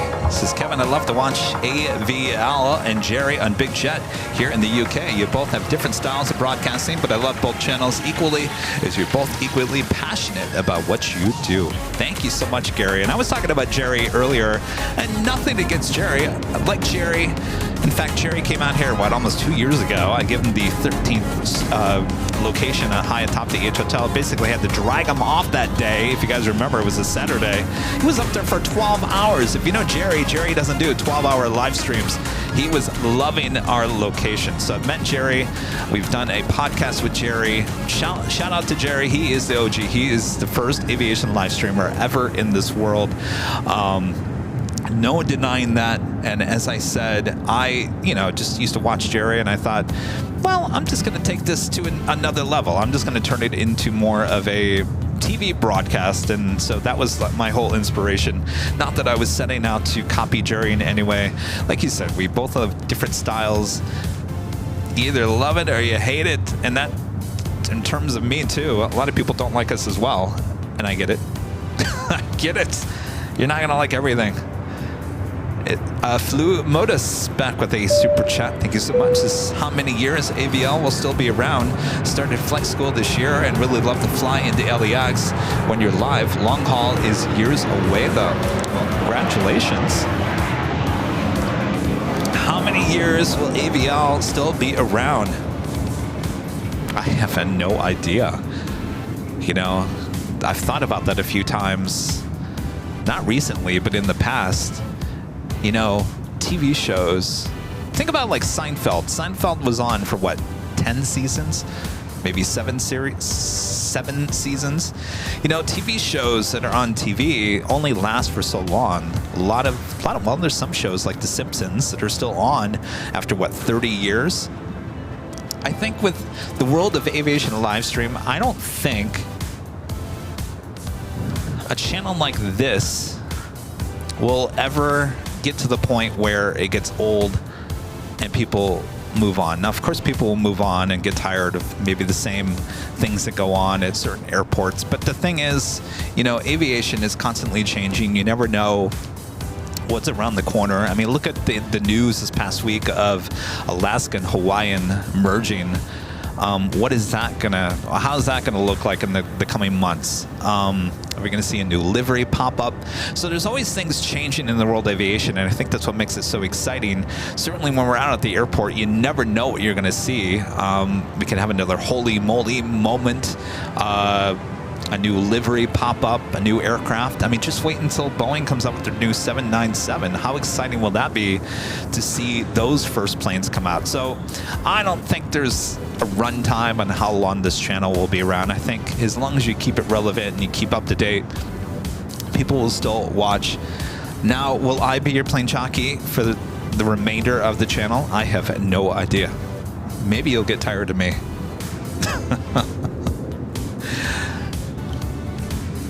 CPA, excuse me. I think I caught something this past weekend as well. CPA 919 with a $5 super chat. Thank you so much. Says you must have gone live as I stepped out. Just got back and the office looks awesome. Glad you're back on the air midweek. Thank you so much, CPA. We've been live for what, an hour and 45 minutes? Hour and 45 minutes. Let me grab some more water here. I apologize.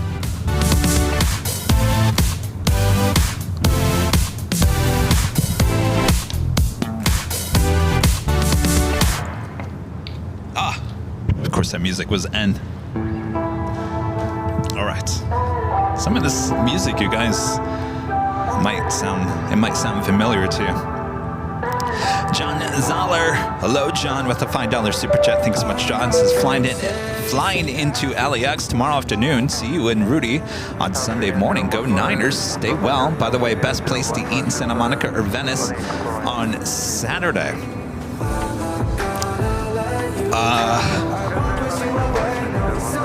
Well, John, what kind of food do you like? You know, there's a lot of good places to eat in downtown El Segundo, which is really close to the hill. I'll be honest with you, John, I don't spend a lot of time in Santa Monica anymore. Certainly not Venice. Certainly not Venice. Venice is, you've been there, you do it one time and you don't go back. It's kind of a touristy area. It's become very dangerous in the last few years.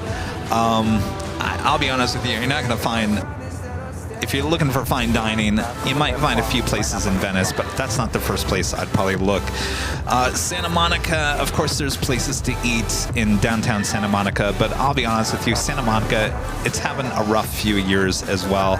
Still a very hectic tourist place, but crime-wise, it's gotten bad. So I would suggest go to El Segundo. Downtown El Segundo has a lot of nice restaurants. It's very, very peaceful and quiet. No violence there. It's one of my favorite places here in Southern California.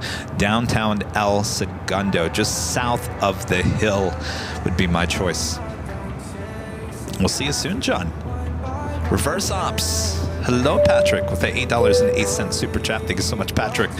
Says, my broken humerus healed up nicely and now only hurts when it rains. Oh boy.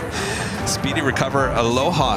How long did that take for you to finally wake up in the morning and be like, okay, it's no longer sore, no longer, you know, bothers you for the most part? How long did that take?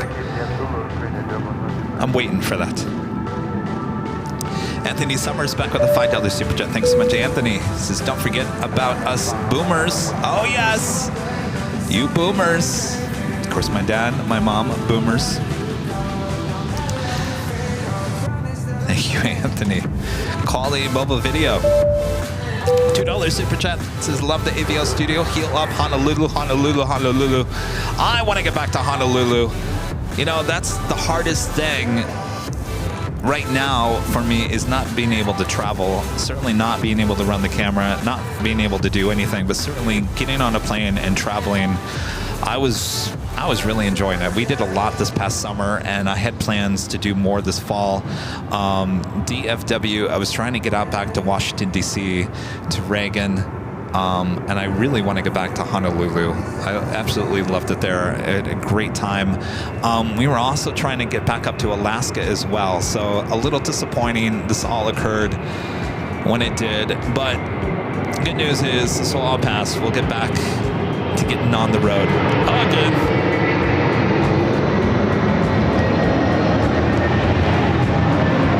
That is an A380 coming in from Seoul, Korean Air Flight 11, arriving on the north side.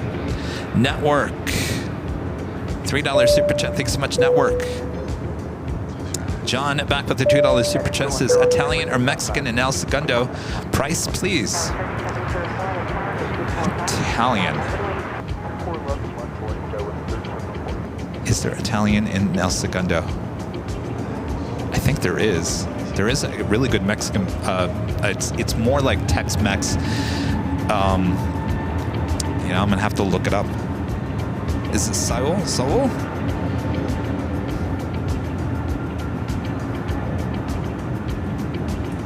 You stumped me.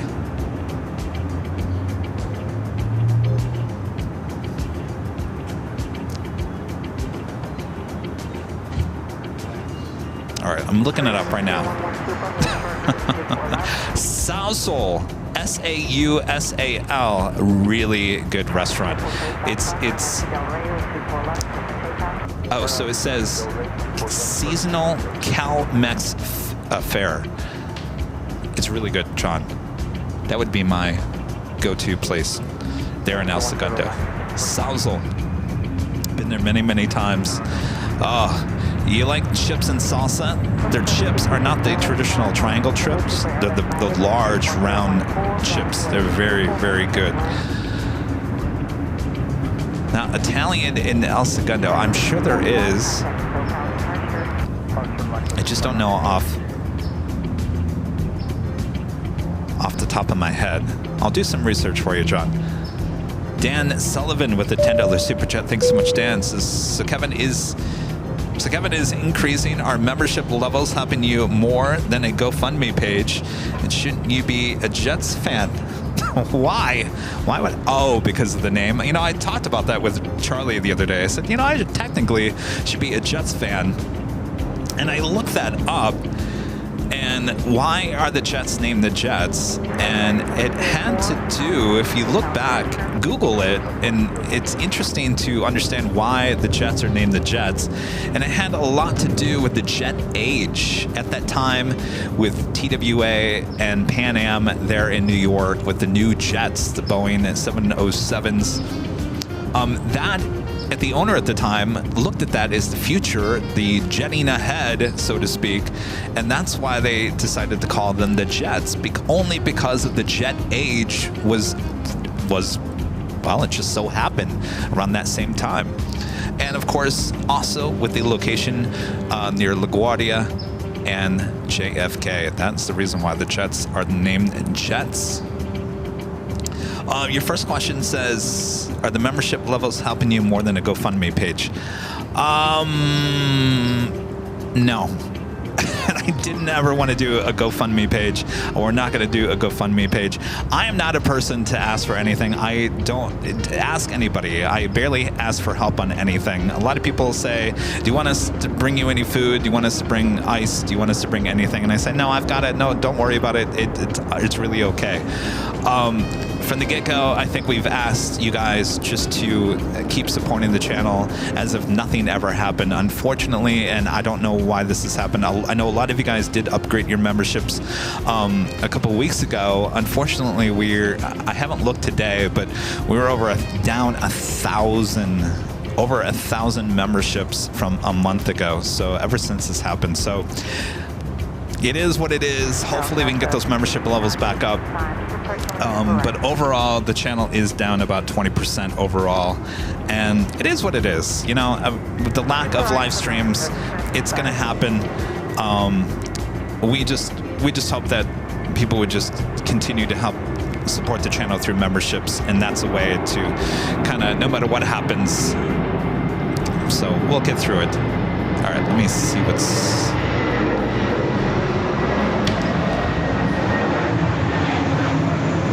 Delta Airlines Flight 2766 coming up from Portland, and it's an A321 there on the north side. All right, let me get back to your chat here. Are you guys having a good time? Almost 2 hours of me just blabbing.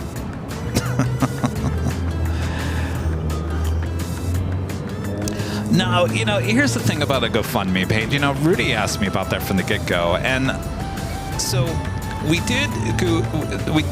was a GoFundMe that was created when Sammy had his health issues. Now, that was not created by me. That was created by Rudy and some others behind the scenes. I didn't realize that was happening, and with that aspect, you know, Sammy, there was no health insurance on Sammy. I never bought health insurance for the dog, and his expenses, they were very high because of the things that were going on with him with his heart.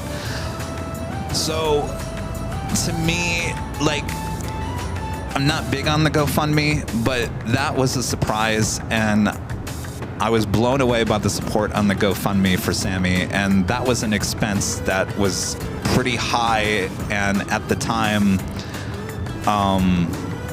would have been difficult to get through. So that kind of made sense. This, I am fully insured. I am fully insured. Yeah, I had to pay a lot of out of pocket for a lot of it. In fact, I probably paid about $5 grand for the surgery alone. I still haven't even got the bill for the ER.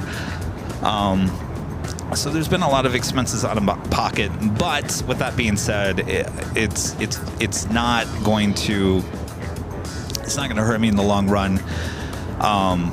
But I think Sammy was a different deal, only because those expenses are very high with no insurance, and that was, to me, that was kind of like, with me having insurance, it doesn't make sense, you know, for me to have a GoFundMe. I don't want anything. I just want you guys to support the channel. Support the channel. That's it. Just keep it rolling. Since this is my livelihood for me, for Charlie as well. Charlie is a full-time employee. Rudy, part-time employee. There's a lot of costs with the channel, including the internet, the office, this and that and that. So I just want to keep things rocking and rolling the best we can without any disruption. And so far, so good.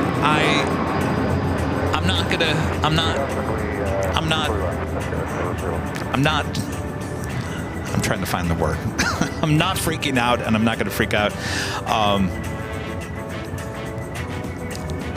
So we'll see how it goes. And we're on the backside of this whole thing right now, so to speak. Surgery has been done. It's just time for me to heal. So we'll get back to normal here soon. Val, back with a $5 super chat. Thanks so much, Val. Says, Kevin, do you think you'll be broadcasting in Phoenix or Michigan for Christmas, or would you rather stay at LAX? That's a good question there, Val. Usually I go to Phoenix for Thanksgiving. Of course, that's gonna be here before you know it. I start physical therapy on the 30th of October, so I will be doing physical therapy around that time, around the holidays. So we'll see how it goes. I would like to travel. It all depends how physical therapy is doing at that point. Good question. Brian Lloyd, gifting 1 Airline Videos Live membership. Thank you so much, Brian. Chris says, hey, Kevin, I read LAX is making big cuts to the expansion plans. What have you heard? From what I heard, and I kind of talked about this the other day, is that they are not, I think, again, don't quote me on this, but this is an article that I read. I actually talked to the CEO of LAX on Saturday. I should have asked him this question, but it was a fun event. I don't want to bog him down with too many questions. What I heard was that they are no longer, at this point, going to create Terminal 0. That would have been the northeast corner terminal, the one right next to Southwest Terminal 1. which would have brought down the 96th Street Bridge over Sepulveda. So I don't know what the plans now are, if they're going to leave that intact. I would assume they're going to leave the bridge intact and leave the LA exit where it is. So for now, it sounds like they're not going to build Terminal 0, which would have been called 1 eventually. Terminal 9 is still going ahead. That is where the Eagle's Nest is located. So Terminal 9 continued to be built, and of course they're going to start moving the modular units for the extension of the West Gate. That's actually going to be happening in the next week or so. Actually, a few weeks. The first few weeks in October, that will be done overnight. So they're going to start moving those. It will be a long process. It sounds like they're going to move probably 1 part per night, so it could last weeks, if not a month, for the expansion of the West Gates. So what I heard is, at this point, Terminal 0, a no-go. Terminal 9 still going on as planned, and of course the extension of the West Gates. Now they're also going to use some of that money that they were going to use in building Terminal 0 and use some of that money in upgrading some of the existing terminals, which I would assume would be Terminal 5. That's the first one, I would think, and Terminal 6, possibly 7 and 8. 5 definitely needs... That's the old Delta terminal. If you fly JetBlue or Spirit, you fly out of there, especially American has some of their flights out of there as well. That terminal looking a little old, little dated. So it sounds like they're going to use some of that money that was planned for Terminal 0 into some of the existing terminals. Now, is that a good idea? Is it a bad idea? I'll be honest with you, from trying to understand what Terminal 0 was really going to do, I heard originally that there was going to be heavy gates at that terminal, but then I also heard that Southwest was going to utilize that whole thing. So I was a little confused on what Terminal 0 was going to be used for, and even if there was heavy aircraft at Terminal 0, how are you going to get there? I would assume, and I'm just assuming, because right now you have a lot of heavy aircraft that are checking in Norse, Air France, trying to think. You know who I'm talking about. All those check-ins are at Terminal 1.5, which is right next to the Southwest. I would assume that the thought was that you were going to have heavy gates over there so you can check in at Terminal 1.5 and then just walk in through that way. But apparently Terminal 0 is not happening at this point. 9 and the extension of the West Gates are continuing as normal. Don Carp with a $5 super chat. Thanks so much, Don. Says, who is Charlie? I never heard that name before. He is our producer editor here on the channel. He's the one that, well, he now helps me shoot all those BTS videos. He was on the Breeze Airways BTS back in February. He edits, produces all of our special projects here on the channel, which I can't wait to get back to producing. Certainly not having my right arm is not helping me with our BTS shoots. So heal up, arm. I need you for so many things. So many things. It's amazing that you don't realize how much you use your right arm until it's gone.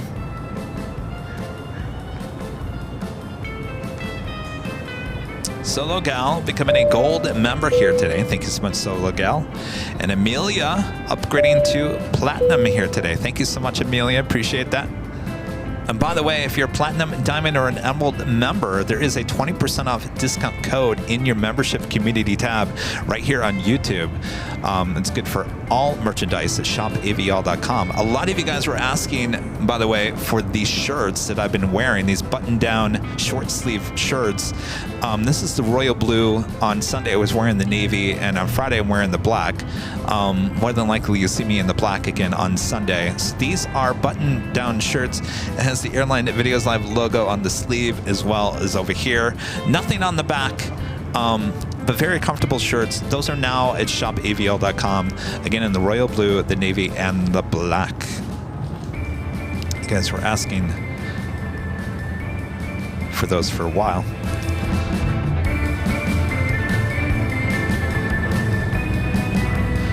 Royo 1987 says, hey Kevin, I know you already asked the question, but what's your favorite aircraft? But what about if you saw it as a freighter? Oh, I can tell you exactly right now. 737-200 or the 727. Coletta Air, I think, has some of the 727 still in service. And I believe, does Alaska still have any of those 737-200s as cargos? I think they're all gone, but they had them for a while. Captain Mickey Mouse, airline videos live. Do you have the old Southwest seat so we could see it? Yes, they're actually right in front of me, but unfortunately I can't turn the camera. I'll be honest with you, that area of the office studio is just full of stuff. But they're there. They are there.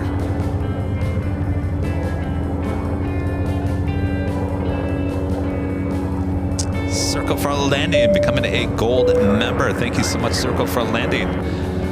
I hear a helicopter outside.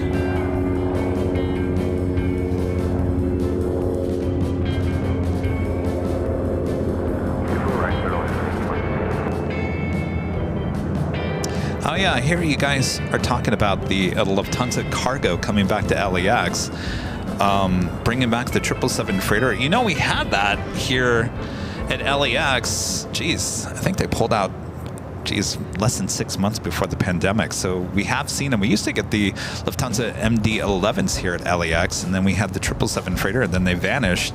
So sounds like they're coming back, which is very, very cool.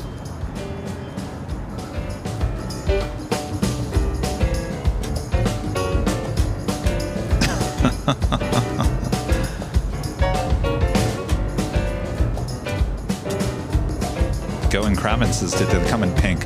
No, unfortunately, just the typical AVL colors, which is royal blue, navy, and the black.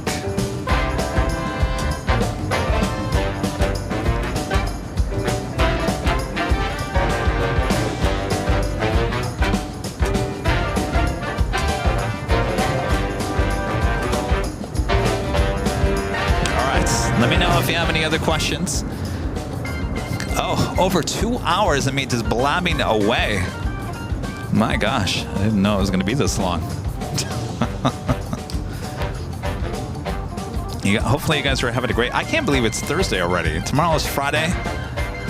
Where did these weeks go? I can't believe it's been 2 weeks since I've been in surgery. That's crazy.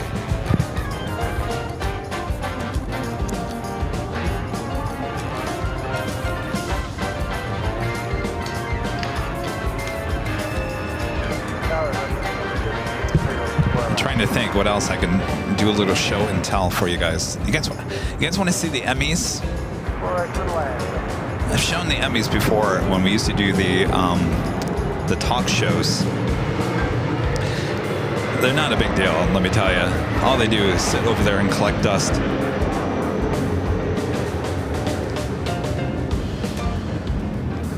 John Zeller back with a $5 super chat. Thanks so much, John. This is Ever Eat It Jamie, Italian at 241 Main Street. Jamie? No one, it sounds good. There's a lot of cool restaurants down there, John. I think you'd be pleasantly surprised. Even if you just walk down the street on Main Street, there's plenty of restaurants down there.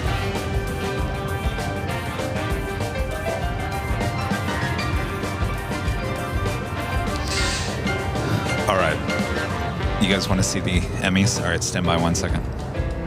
I'm telling you, it's not a big deal. It's not a big deal. All right, I gotta get up anyway. I gotta get this arm moving.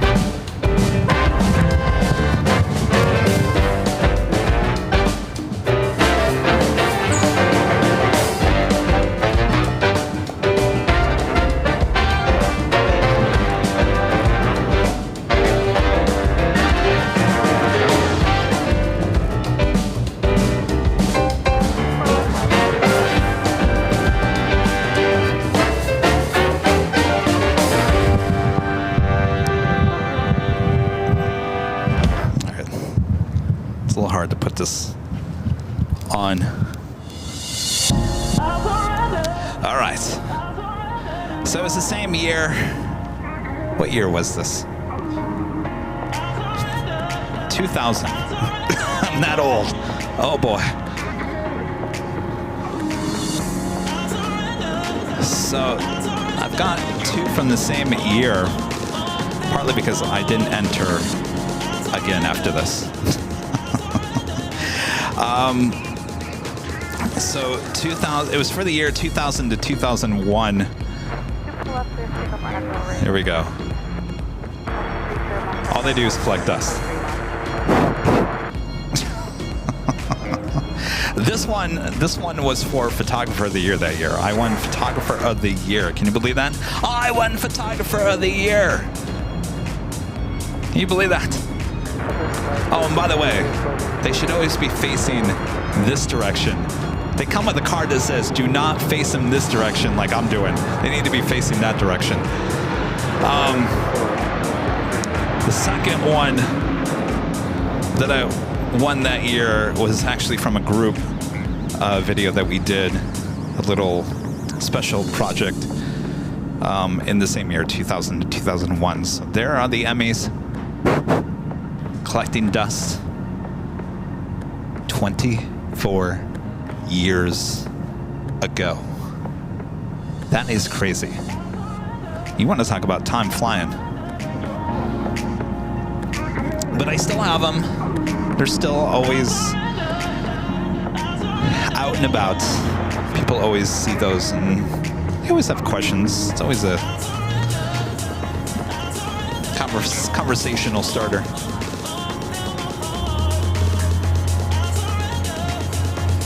Flights Aviation back with the super chat says, when you go back to streaming, please, please, please slow down, Kevin. I certainly will. And what will that look like? Well, I think we're gonna do not as long of shows. I think the days of 10-hour shows, even 8-hour shows, are probably long gone. I think the good terms of runtime for a live stream is I think between 4 to 6 hours. I think that's like the perfect time. You know, there's one thing Jerry told me a long time ago. He said, what are you doing 10-hour live streams for? That's too much. You're giving the people too much. Too much. You're giving them too much. Yeah, so I will definitely not going to go back to that. So I think it's important to head to the airport during the time when it's the busiest. If there's something going on, certainly. But to be there all day long, those days I think are long gone. So yes, definitely going to change things up just a little bit. Val, back with the $5 super chat. Thanks so much, Val. Says, Kevin, my sister wants me to come to her house in the DC area from Syracuse. I'll be flying my first baby bus. Too bad it has to be with American. Well, you know, that could be an old America West A319.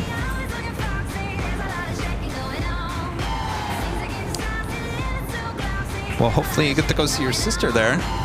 Don't be afraid of the baby bus. All right. How we doing? Still 900 of you guys watching me. I'm nothing wrong with it. I'm amazed. I wish I could show you some planes and show you some other stuff.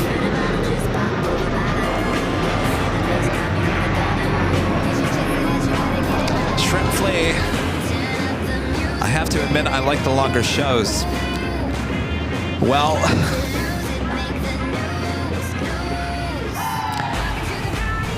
I get it. I definitely get it.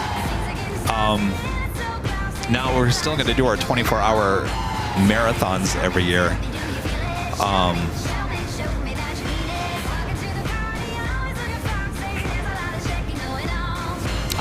I don't know. I mean, it's really hard for me to even talk about that at this point because I can't even do a show, period.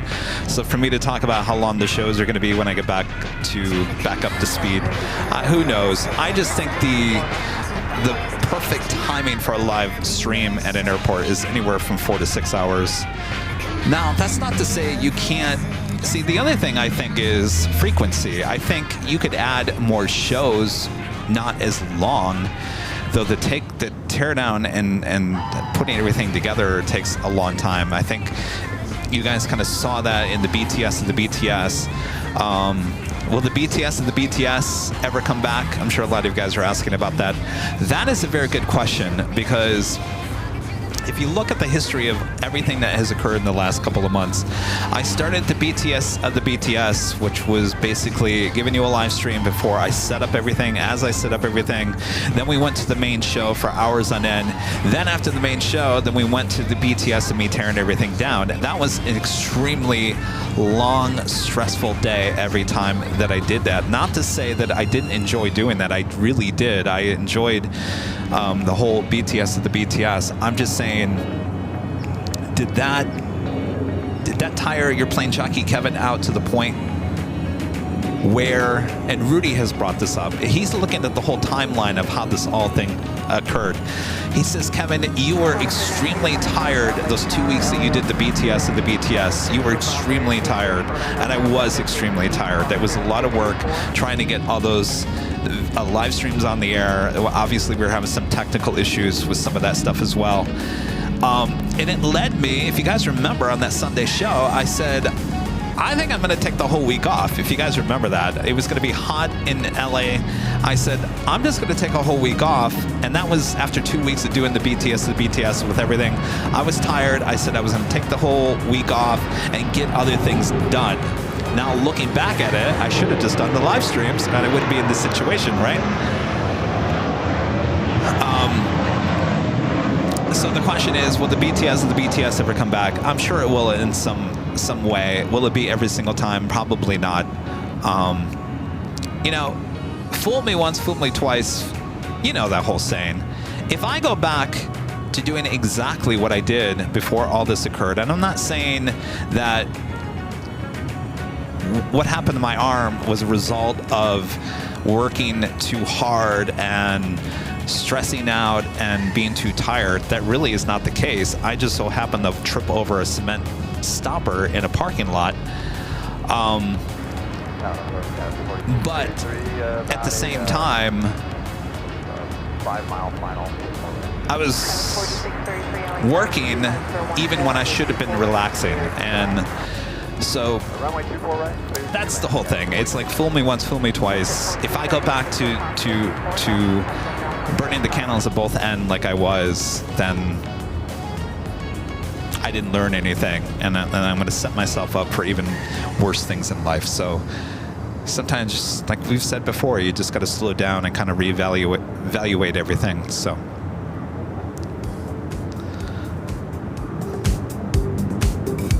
hey, it's a closing music.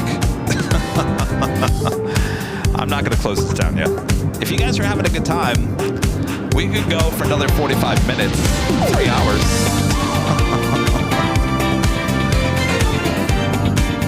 That's me dancing with a bad arm.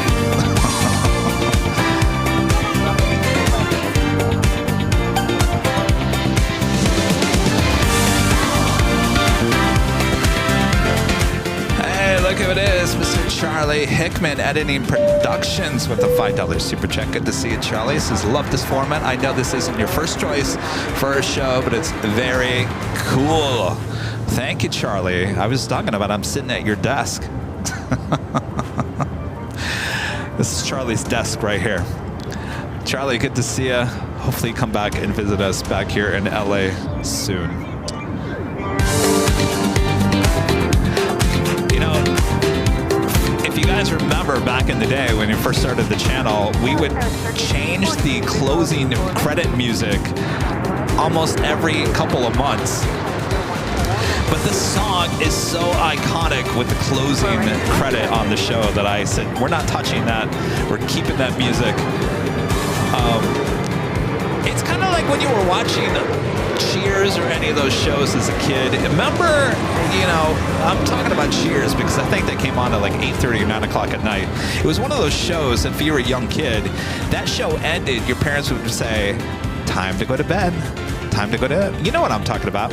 But you know, there was always a closing credit, not with music, but just like, I think on Cheers, it was, the outro was, sit, boo-boo, sit, good dog. Remember that? Sit, boo-boo, sit, good dog. You knew that when sit, boo-boo, sit, good dog came on, that was it. You were gonna have to go to bed right away. So I feel like with that closing credit music, I feel like when that plays, it's kind of like you're sad and happy at the same time that the end of the show is happening. So I kind of, that's why I kind of like kept the music. It's kind of like when you hear that, you know we're officially done. Zulu Romeo 8282 with the $5 super chat. Thank you so much. Good to see us. I love this format. Great to see you, Kevin. Question: I want to upgrade my camera lens. The T6 Rebel. I'm thinking Sigma 150 to 600 or the 100 to 400 for spotting. Let's see, the Sigma 150 to 600.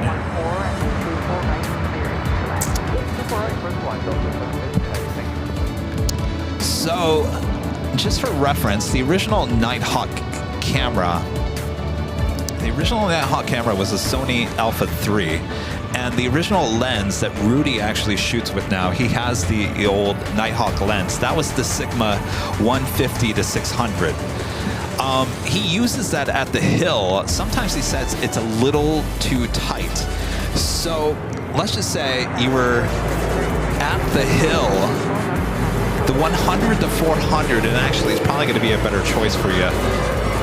So if you're obviously at a location that's a little farther away, then I would say definitely the 150 to 600. The Sigma 150 to 600 is a really good lens, but I think you're probably going to get more use out of the 100 to 400. Of course, 100 being a little wider as well. So if I had a choice between those two, and if you're shooting photos and not video, of course you have the option. Of course you have a Rebel, so that's Canon. I would probably go with the 100 to 400 if I were you. Give it a try. If you buy it through B&H, if you buy it and you test it out and you don't like it, you can always send it back and exchange it for the other one that you like. Hopefully that helps. Of course, we still have a Sigma, the main lens, which is kind of acting very bizarre lately. I don't know if it's the lens or the cameras we're having an issue. If you notice on Sunday, we're having a lot of focusing issues.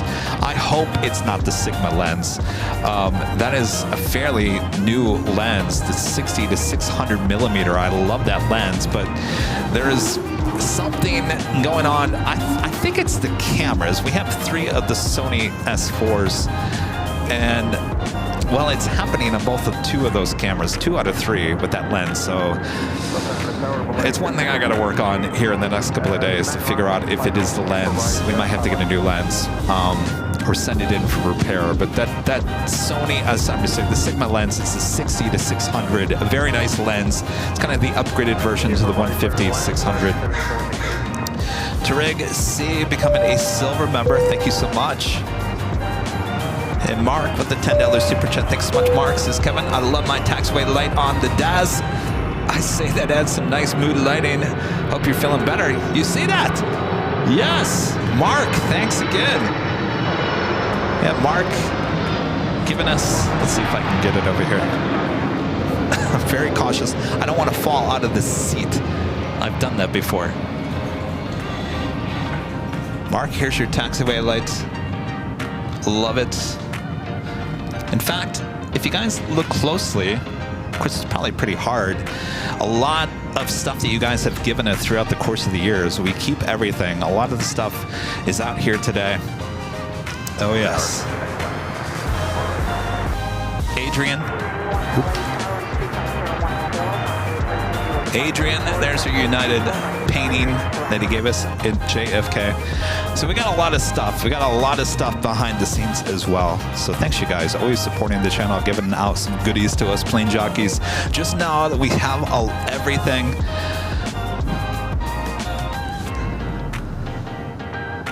All right.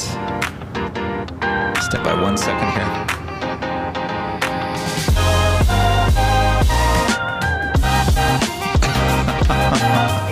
Charlie just texted me and says, sit. I thought it was boo-boo. He said, you-boo. Sit, you-boo, sit. Good dog. That was Family Ties. Family Ties. I thought it was on Cheers as well. You-boo? I thought it was something else. Oh. Police. We have a high-speed pursuit. do have the Lufthansa A380 Super just 6 minutes away. Flight 452 coming in from Munich. Will be a north side arrival.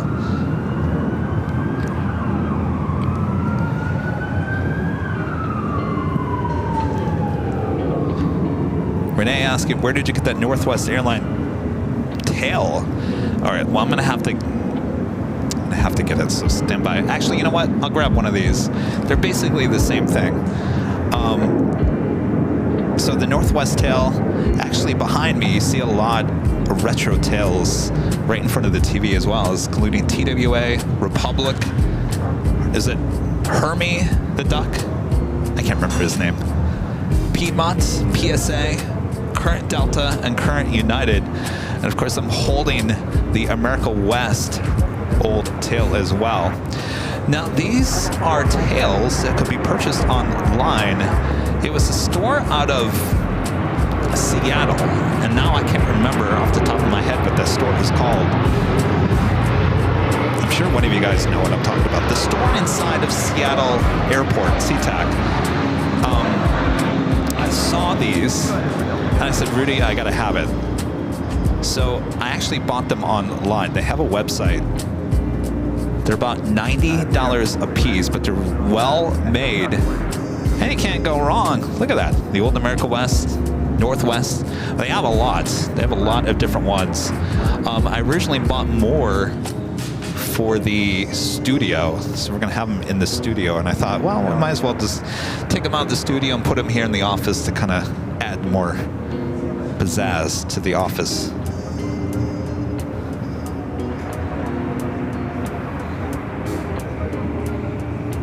Evan, becoming a platinum member here today. Thank you so much, Evan. Appreciate that.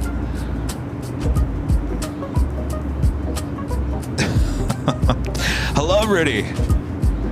Did Kevin talk about the process of building all those desks? No, I did not. It was a process. Rudy, I think it was a random Saturday. I had bought these desks from Wayfair, so they came in about 5. There's 3 sets of these desks, so the same desks, and we were able to turn them into a U shape. And that's originally, Planeware, KSF Geek, Planeware, that's where I bought it, yeah.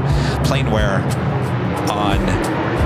you can buy them online, they'll ship them to you. Good place there in Seattle. So I bought these desks on Wayfair, and so they showed up in boxes, of course. Rudy helped me take them out of the box. He was very good. Rudy is much better than me when it comes to making sure that the screws go in the right way versus the wrong way. Though toward the end of this, I think it was this location where I'm sitting at. This is the very end of our whole U-shaped desk that we put together. By the time we got to this location, we were actually putting the screws in the wrong way. We had to dismantle it a few times.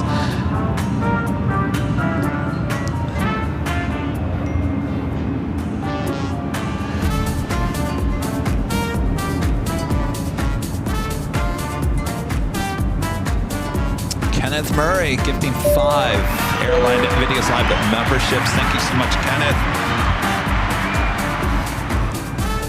I can actually announce who was gifted memberships. Supersonic 13, Michael T, Chris Misner,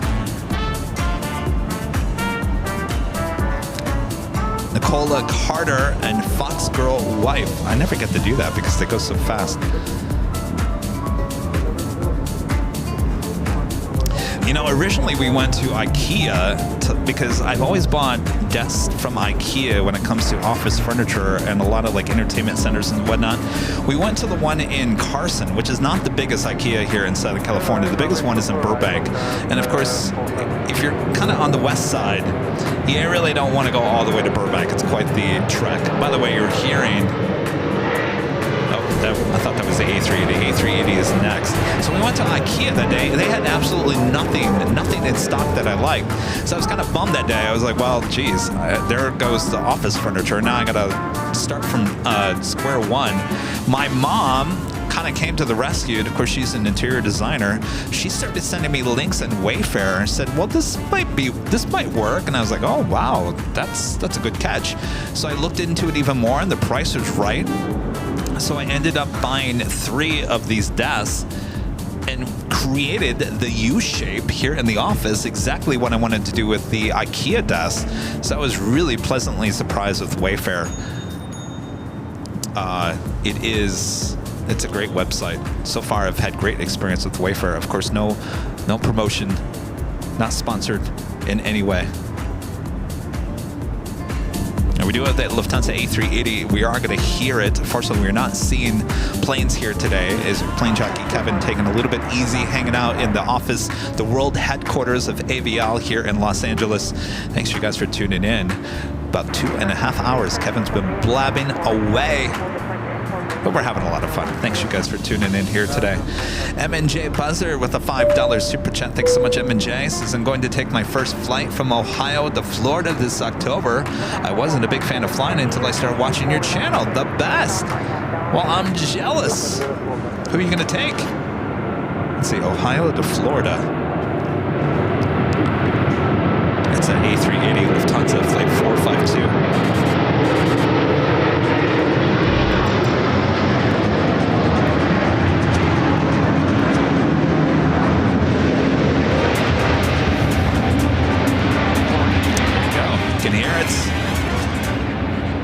Welcome to LA.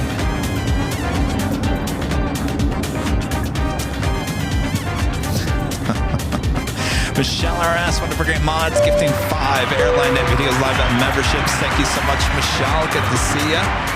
Hope you're doing well.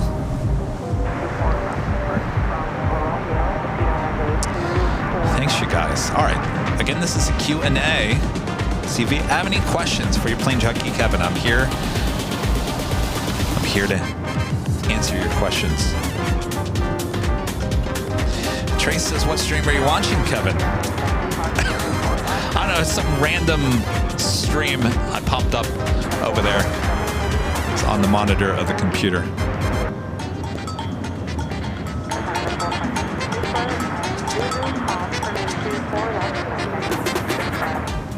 Craig Russell saying that Delta Airlines will add a new route from LAX to Papeete starting October 29th, operating the 767-300ER.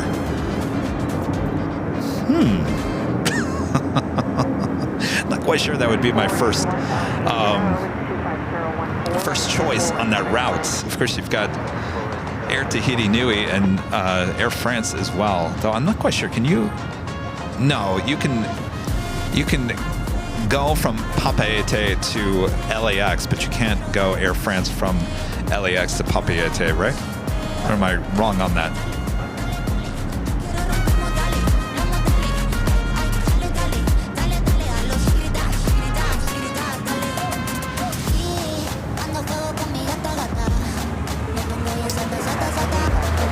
All right, so if you guys weren't here earlier, my question to all of you was,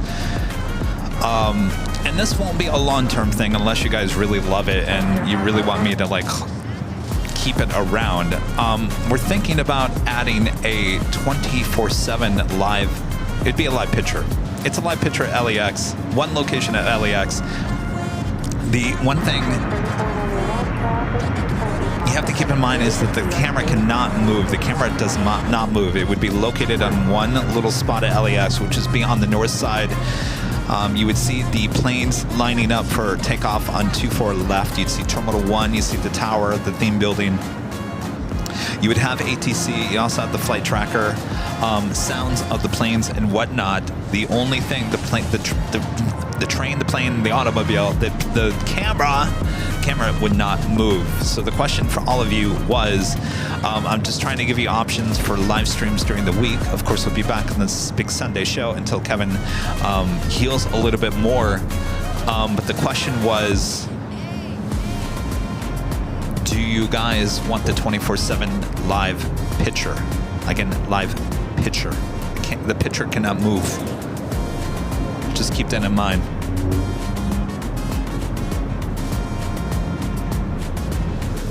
Do a poll.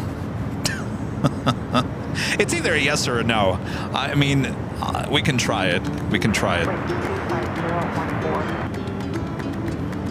Why not? You have the ability. Might as well try it.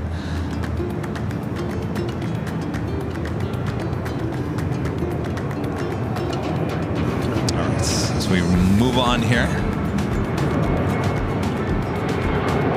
ND Carey with an awesome $20 super chat. Thanks so much, ND Carey. This is Kevin. Will you be dressing up as Nighthawk for Halloween? And if you like stripes, Condor more than has you covered. Hashtag blue stripes forever. Well, that was a really good question about Halloween, ND Carey. I'm thinking of designing a button-down shirt. So it'd be the same design that I'm wearing here, but it would be Halloween influenced. So it'd be pumpkins or something. It'd be AVL branded. So I'm thinking of just designing a button-down shirt. So Kevin has to wear button-down shirts until my arm gets better, because it's extremely difficult right now for me to put on a t-shirt, even put on a jacket at this point, which is going to be interesting because, well, technically we're still kind of warm until mid-October, till Halloween, but hopefully this arm gets better by November, because I'm going to have to be wearing a jacket, and right now it's extremely hard to put on a t-shirt or a jacket. So that's why you see your Plane Jockey Kevin continuously wearing either the Hawaiian shirt or these button-down shirts, just because of the convenience of them. So I think by Halloween I'm just going to start doing physical therapy around that time. So I'm probably going to be wearing the button-down shirt still, but I think I'm going to design a Halloween shirt with the button down. So we'll go with that. That's a good question, though. All right. Jane, Legend Jane, with a $550 super chat through PayPal. Thanks so much, Jane. Says thank you for the Q&A. The models look awesome. Thank you so much, Jane. Awesome support. And Jane is talking about these models right here, which are right next to the Emmys, the ANA, Turtle, Hanu, the complete series given to your Plane Jockey. Not only me, but Rudy as well. Rudy got a complete set of these, and I think Jane has a complete set herself. These models are absolutely amazing. And Jane, you know, these models cannot be found on any website. These are not sold. So Jane had to search out for these. And it's amazing that she was able to find multiple sets of them, because I'll be honest with you, you don't just want one, you want all three. They all look, the three of them together. Technically, I should have put the blue on the left and I put the orange in the middle, because the blue and the green kind of merged together a little bit. But I love the orange so much that I wanted it front and center. So Jane, thank you so much. Amazing support. Love the models. Of course, Jane's the Cargo Lux and many others that are sitting here to my left. Thank you so much, Jane. You spoil your Plane Jockey, Kevin. You sure do. Glad you're enjoying the Q&A. I'm having a good time. Hopefully you guys are as well.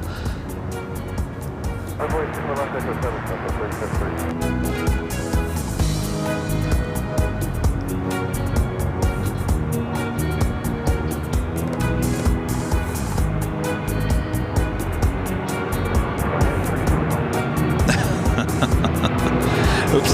Scott saying a bag of Cool Ranch Doritos on the shirt. You know, and speaking of, we animated that whole audio from last year. We have yet to show that this year. We're gonna have to start showing that, don't you think? Get in the spirit of Halloween. It's become a tradition, like the Great Pumpkin, Charlie Brown. Rudy and Kevin searching out the Cool Ranch Doritos at the Walmart.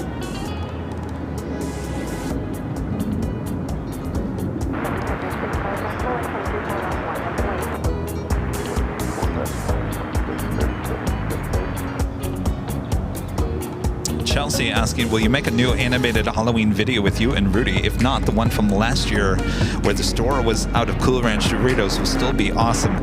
Yeah, we did not create a new one this year. I think that is just a classic.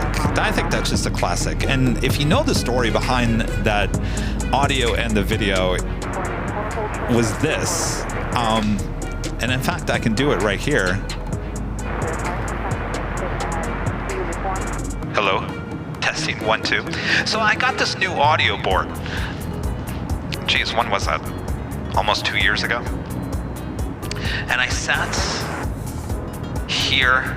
Actually, it was in the other old apartment that I was in, where I was living with all the equipment. Oh, what a mess that was. So I was sitting there with the new audio board, and I don't think it's in here. Is it in here? Let me see.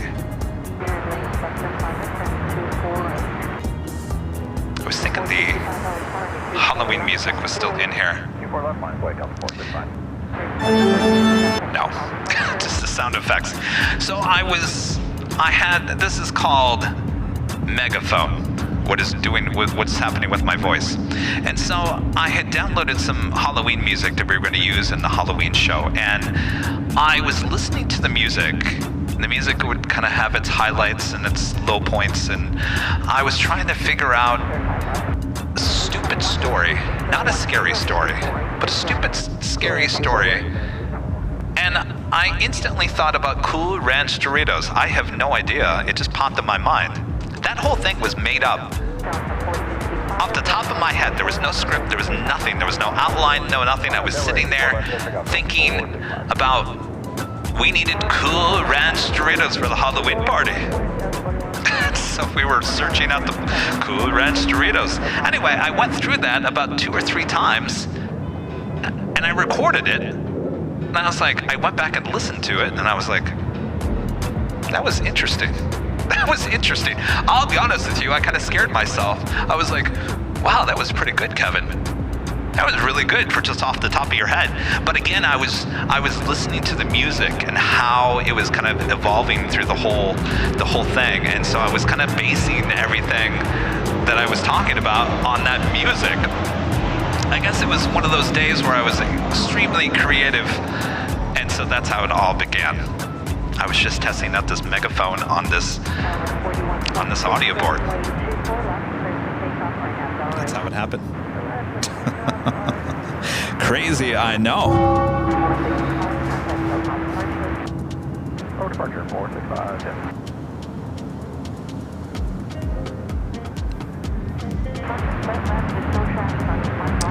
UWL Thomas with the $10 super chat. Thank you so much.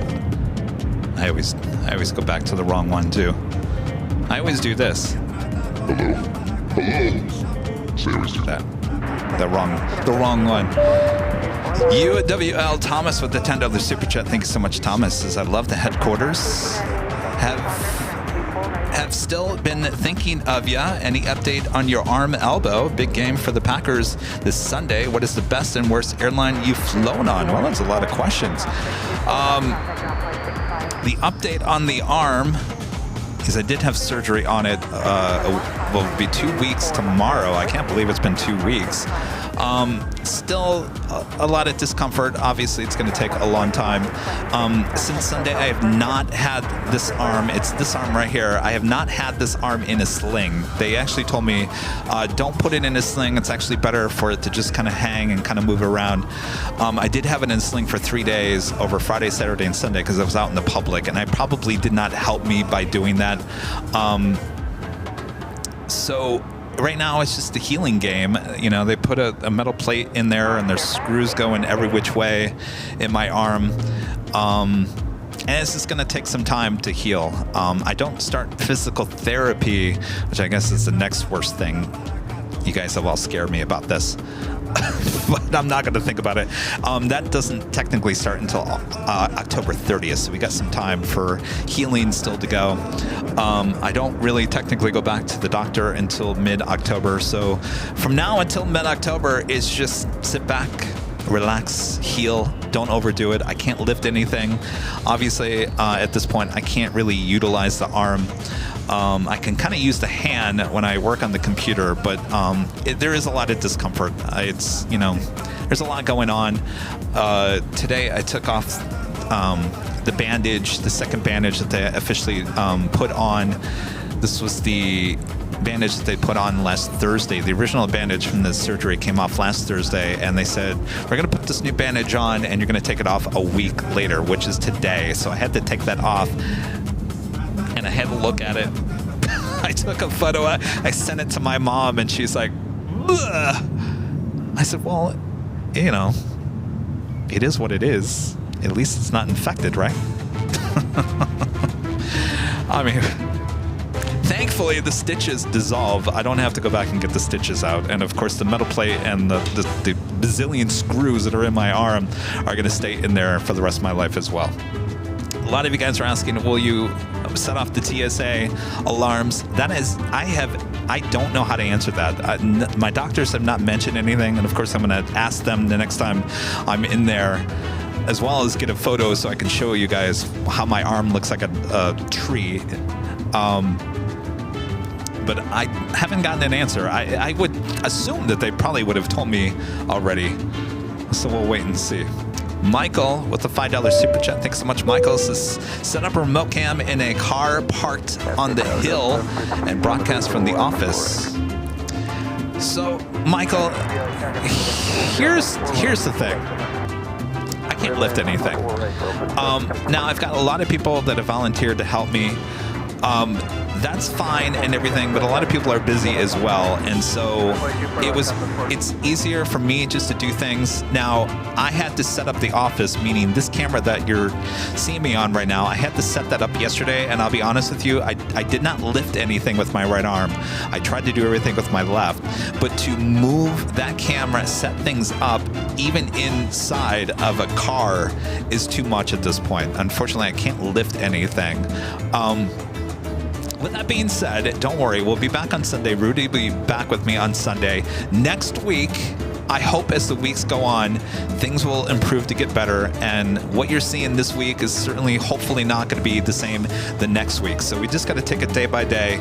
I've got ideas to create content for here on the channel. So we'll just take it day by day. But I understand what you say. Just drive up in a car. Technically, I shouldn't be driving either, though I have. Because technically, you should be driving with two arms, right? I've never driven with two arms. I've always driven with one arm. So technically, I can do it. Skittles! Good to see you, Skittles, with an awesome $50 super chat. Thanks so much, Skittles. Says, hello, Kevin. Hopefully this question hasn't already been asked.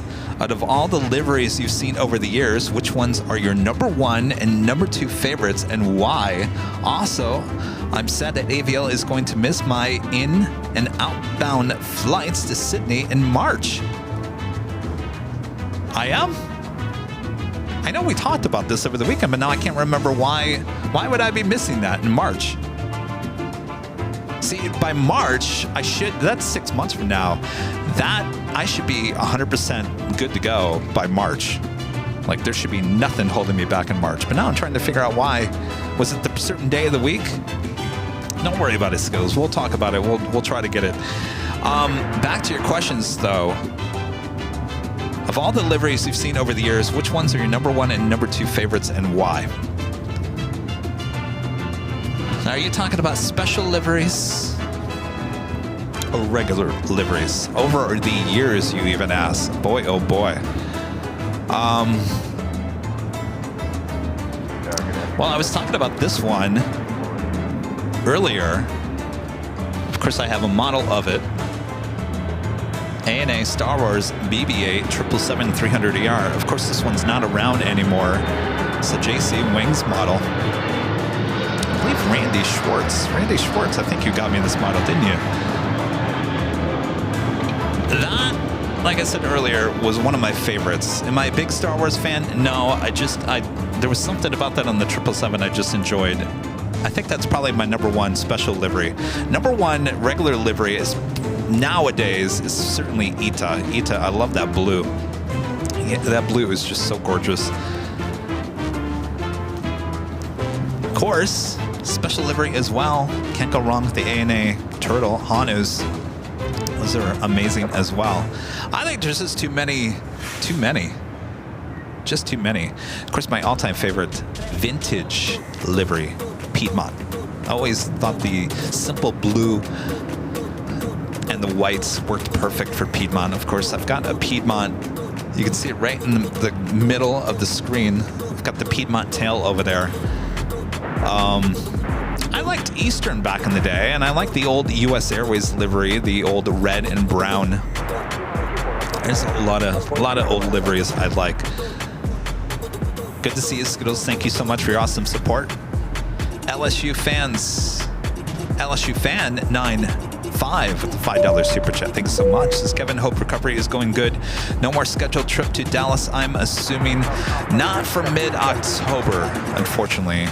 I just would not be able to get all the equipment there to Dallas, and I don't want to overexert myself. I think it's probably a little too soon. Could I extend that to a later time in the fall, early winter? We'll see how it goes. Like I said, we'll play it day by day. I'd like to get back out to Dallas. Originally, we were scheduled to go out there mid-October. It's just not going to happen, unfortunately. Joy Adams with Super Chat. Thanks so much, Joy. Says, would you like to have these striped Condor models? I actually have a few of them, actually. I've got... Here, let me see if I can get it here. I'm always afraid I'm going to fall off this chair. This one I actually purchased myself. This is the Gemini Condor Green A330 Neo. They don't have it in a blue. Though I also have, and I can't get it, I actually have the Condor A330 blue. It's in a plastic model that was given to us from some of our friends there in Frankfurt. So I have two. Hopefully Gemini comes out with that blue A330. That would be awesome.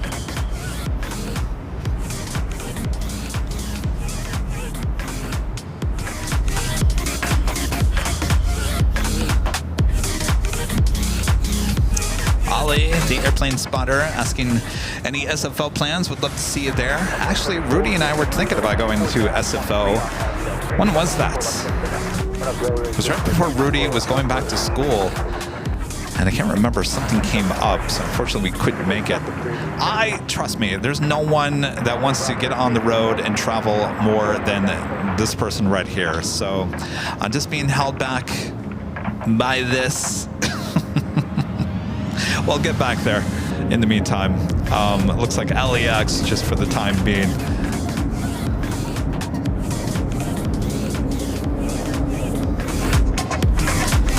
Jeez, it's almost 4 o'clock. Oh, we're on 3 hours. I'm telling you, you guys, when I talk to you guys, the time flies by so fast. JB LAX videos with the $5 super chat. Good to see you. Says, hey Kevin, hope your day is going well. Hope no one has asked this question yet today. What is your favorite die-cast model that you have? My favorite die-cast model that I currently have.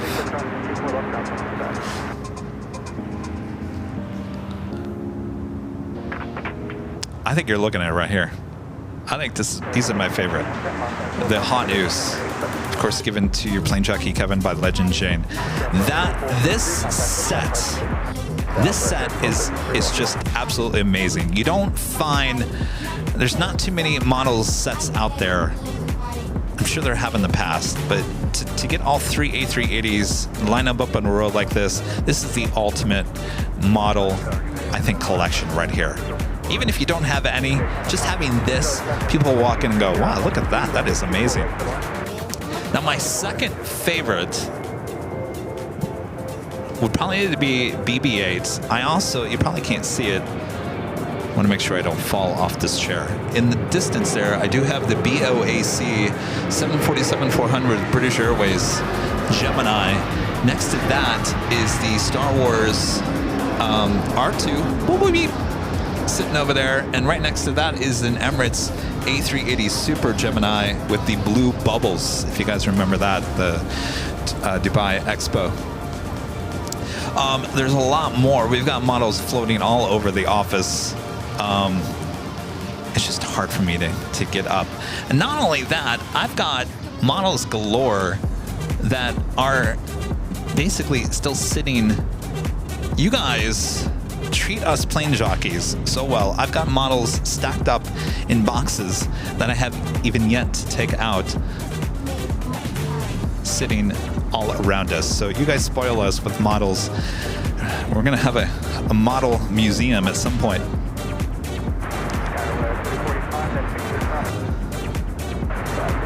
Planes and Friends with the $10 super chat. Good to see you. Says that's one heck of a cool cup next to your computer. Glad you're doing better. Let's go, Kevin. Good to see you.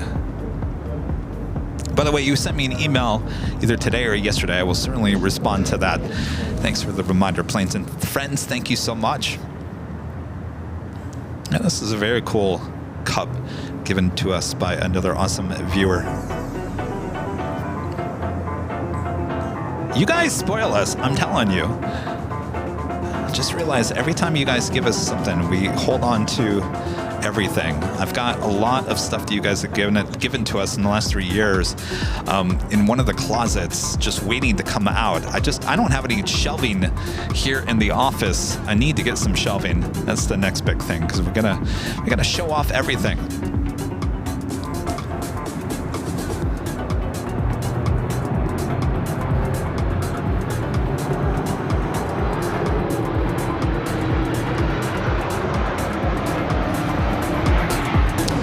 Just so you guys understand, our next live broadcast at LAX will be with the big Sunday show. I think we're going to start at 10 a.m. once again, 10 a.m. on Sunday. Plane Jockey Rudy will be back with me. He'll be running the camera once again. I'll be doing a little commentary as well as handing out trading cards and all that jazz. So Sunday is the next live broadcast here on Airline Videos Live.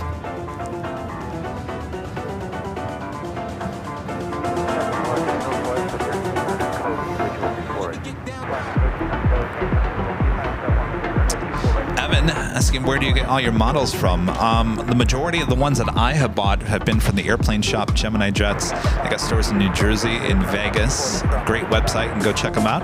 Airplane shop. Actually, the official owners of Gemini Jets as well. Great guys there.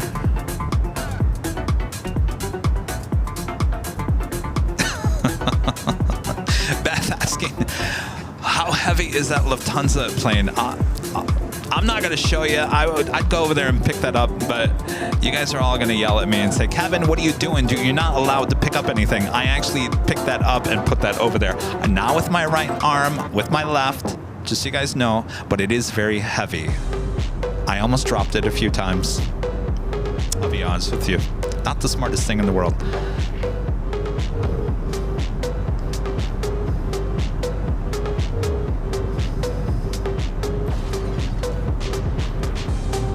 Craig Russell says, Kevin, I have over 200 plane models, some rare models too. And when I look at my models, it's like I don't think over other people have the same models I got, but I'm getting more models later too. It's like an addiction, isn't it? My deal is space. I want to showcase as many models as I can. Like I said, I think we need some shelving here in the office. This is interesting. Rudy picked out all this music. It is 4 o'clock. My gosh. All right. Well, what should we do here?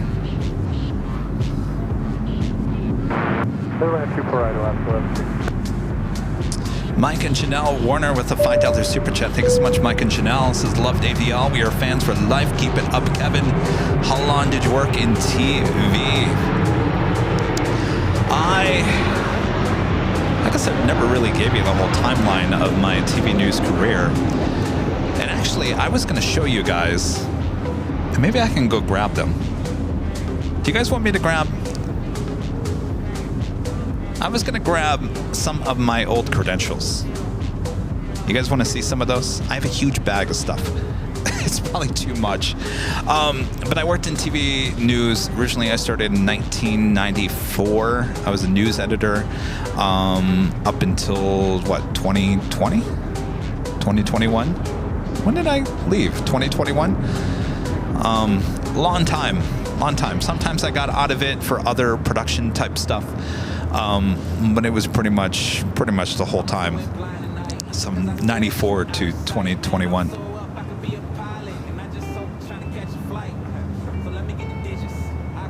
All right, let me go grab some stuff. I'll make sure I'm gonna grab it. with my left hand. Stand by 1 second. I'll take 1,000 trips around the world just so I could find you, girl. Darling, I've been looking for you. I'm looking for you. For you. I'm looking for you. For you. Let's get it now. I'm so up to be your pilot. Be your pilot. Be your pilot. I'm so up to be your pilot. Let's get it now.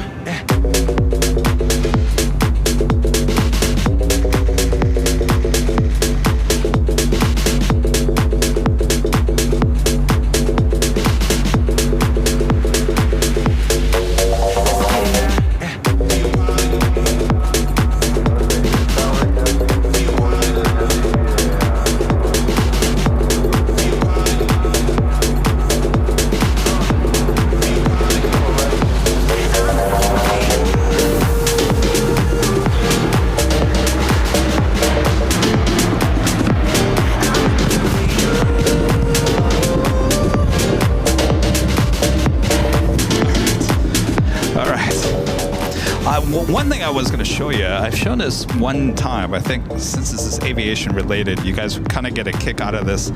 So back in the day, I've always talked about my plane spotting time in Phoenix, Arizona before 9/11. So this would have been late 90s, so 98, 99, year 2000. I was spending a lot of time in Phoenix, going out and plane spotting at Phoenix Sky Harbor Airport with a film camera. We had no Flight Radar 24. You didn't know what you were going to get. I was really into night photography back in the day. I would go out to Sky Harbor, shoot some awesome nighttime video or photos. Did not do video. So I used to have a website called Kevin's Airline Videos. Apparently I like that name, Kevin's Airline Videos.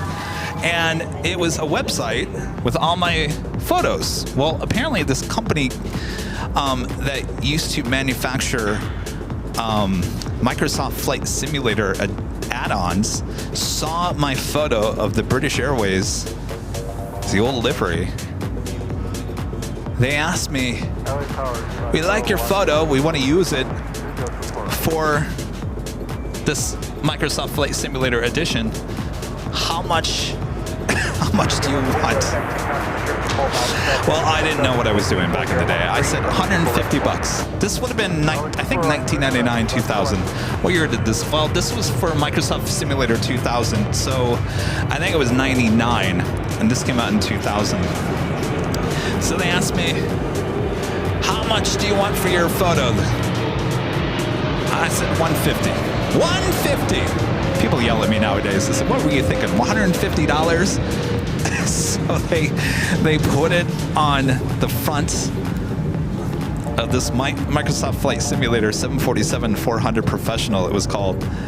It was an add-on. It's still wrapped to this day because they sent me 2 boxes. So they sent me one was unwrapped, and this one's still wrapped.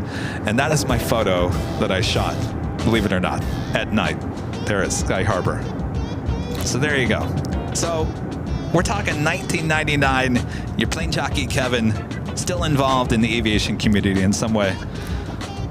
Oh, you had that? Wonder what this is worth now. Maybe if I signed it, would it be worth anything? One of plane jockey Kevin's first business deals. I used to love getting that shot because if you know anything at Sky Harbor Airport, so basically that is the international terminal, which is really hard to see. Now there's a location near I think it's the bridge. I can't remember what street that is. But back in the day, and this is prior to 9/11, you could stand out there along the bridge and grab those shots once they pushed back the 747. And of course, the great thing about night photography, especially back in the day, is you needed things to stay still. And if they moved a little bit, it became like a ghost effect. It was so cool to get those shots, but they'd always push back the queen looking that direction. I got a lot of those queens looking like that. But what a steal for them, huh? 150 bucks to use your plane jockey Kevin's photo.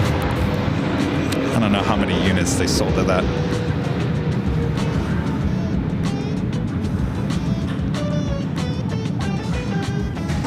We'll add that to the museum. By the way, we just had a heavy arriving on the north side. That was EVA Air, Flight 12, coming from Taipei, a 777-300ER. Another A380 arrival up next. Asiana, Flight 204, coming up from Seoul. About 8 minutes late, that's all. Anthony Summers back with a $5 super chat. Thank you so much, Anthony. Kevin, it's a blast just listening to you talk and interact with everyone. 2 thumbs up. Well, thank you, Anthony. I appreciate that. 3 hours, just over 3 hours. I mean, just blabbing away here.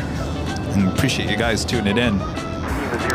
All right, so a lot of my older credentials actually in this one of those boxes where you put things in a box and hang it on the wall.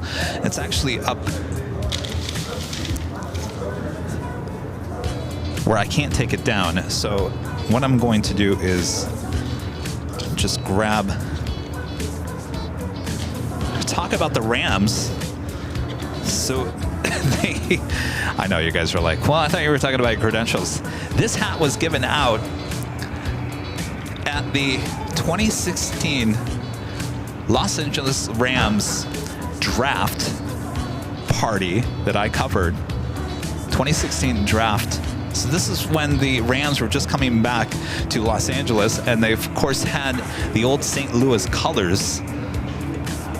Oh, on the back it says 2016 NFL draft. So there you go. That's the first thing on the top.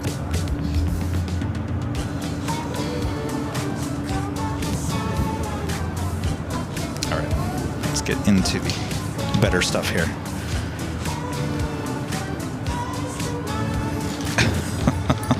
I haven't been through this stuff in forever. Might take me a few minutes here. Oh, here's something. I think I've shown this on the show before. Aviation related. So Fox, you know, I work for Fox, and there was a show on Fox called LA to Vegas. Remember that with the Jackpot Airlines? Remember that? LA to Vegas. Anybody remember that show? It was on for a short time. It got canceled. Well, in the premiere of that, they had it at Atlantic Aviation. They had a red carpet at Atlantic Aviation, and they invited, I was the entertainment photographer that day, along with Amanda, my reporter. We went out there, covered the red carpet. Well, that wasn't it. They had a 737-800. It was leased from Miami Air for the day. And they put, oh, there's the A380.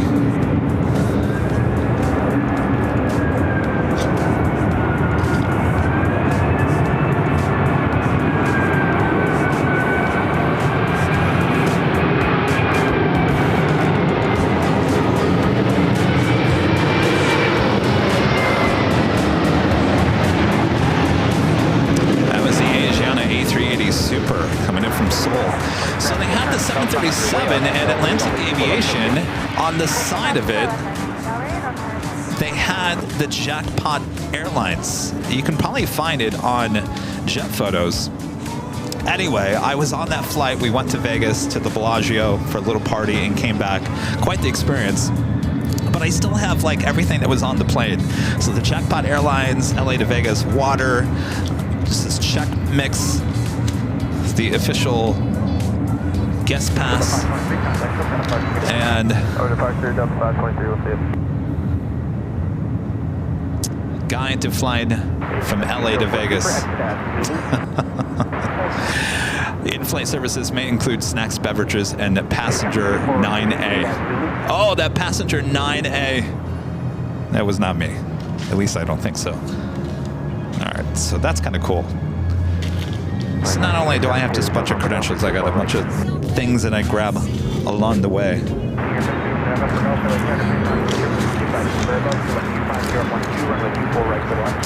Of course, covering the Rams every Sunday. Credentials for that.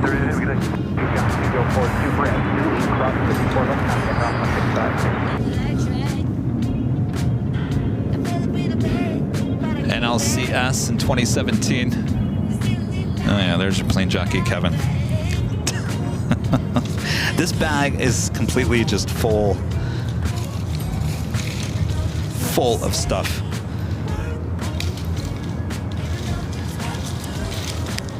Lanyards go on for days. LA Chargers. Speaking of the Chargers, press credential. This would have just been for one day. Post-game locker room only. Anyway, World Series in 2018. Anyway, it goes on and on. I feel like I'm gonna board you with too many of these. It's almost like travel photos. It's like, we get it, Kevin. You were there. Good for you. All right. I'm gonna drink this water by accident. I better put that back in there. I'll put that in the museum as well.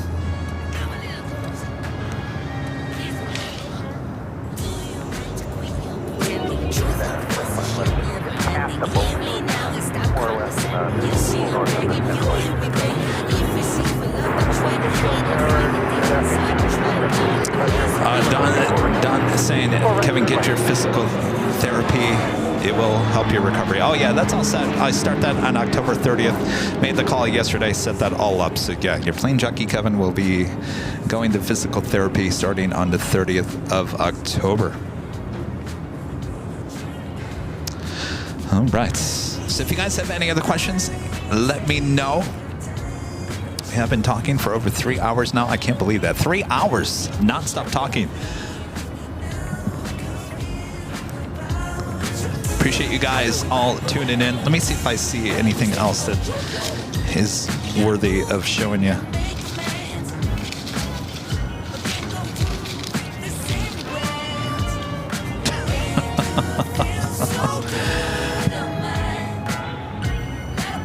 Oh, this is interesting. Politics aside, let's not get into politics. I didn't even realize this. I actually covered, believe it or not, Kamala Harris for U.S. Senate in 2016. I had no idea. How interesting is that? No politics. Not taking sides, not talking politics. That's interesting. I don't remember that.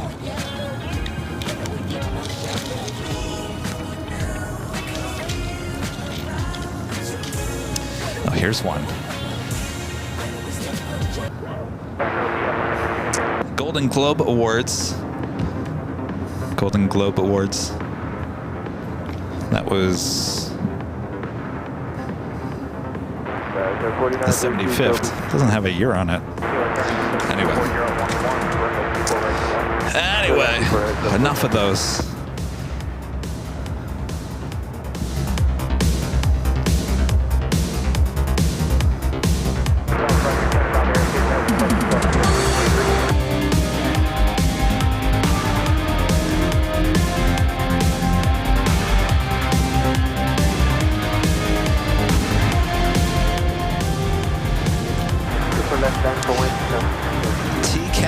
Design with a $5 super chat. Thank you so much, T. Cameron. Says, hey Kevin, been enjoying this channel. My favorite livery is the Alaska Airlines 737-800 with the, I can't remember how to pronounce it, the Salmon People.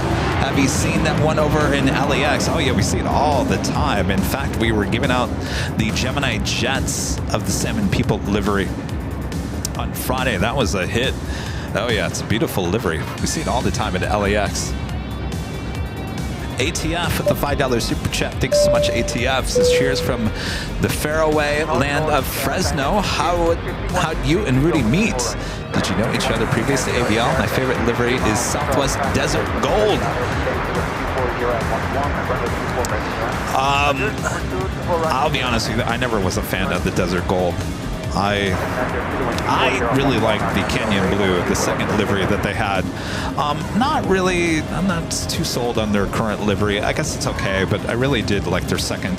Never did like the Desert Gold, the original livery, that much. Of course, I love the party seats that they used to have, which was the facing seats, if you guys remember that, some of their aircraft.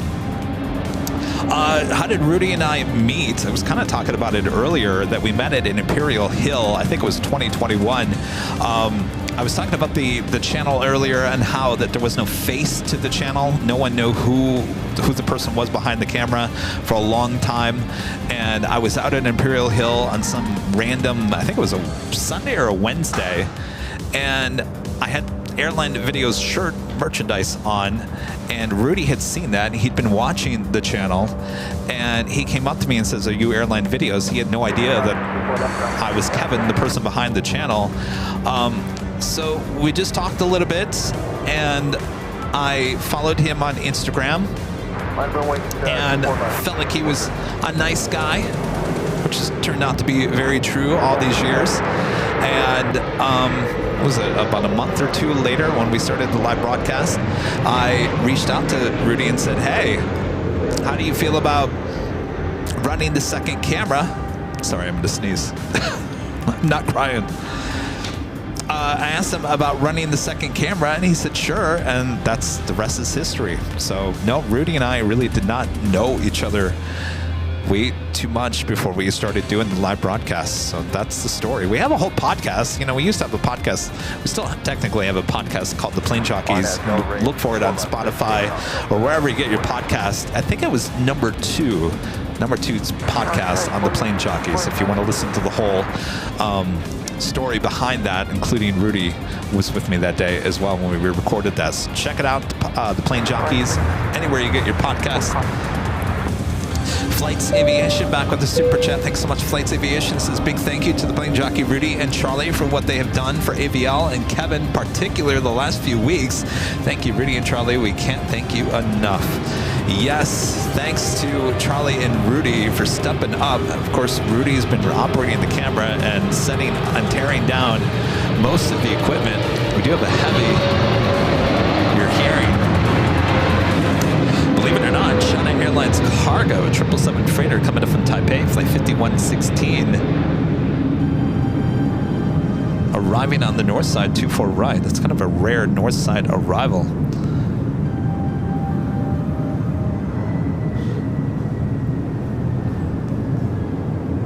B. Willie Jackson, super chat. Thanks so much, B. Willie. Says hi, it's Mike Ritter from Frankfurt there in Germany. Come here, please. I would love to. I got an arm that's kind of holding me back, but certainly we'll get there. Mike, thank you so much. Good to see you.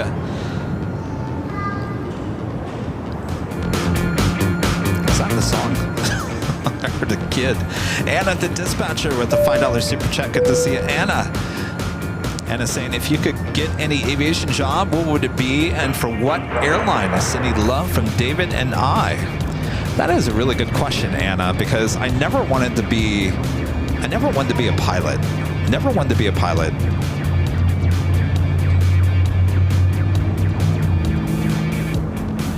Any job in the aviation field, believe it or not, I think being a flight attendant. I would like to be I almost left TV news back in the late 90s, early 2000s. I was thinking about becoming a flight attendant for Southwest, believe it or not. I just think it would be fun. I have a lot of respect for flight attendants. And when I come across flight attendants that may not be very nice, I'm just thinking, come on now. Enjoy your job. You get to meet all these people. You know, as a flight attendant, as a pilot, for the most part, people put you on a pedestal. You know, they look up to you. A lot of people respect the flight crew. A lot of people, of course, there's people that don't respect the flight crew. Of course, those same people that don't respect the flight crew don't really respect themselves. But for the most part, I think most people respect the flight crew. Certainly I do. I look up to the flight attendants and the pilots. I look forward to meeting all the flight crew every time I fly. Again, some are nicer than others, but for the most part, I'd say 90% of the flight crews are always extremely nice.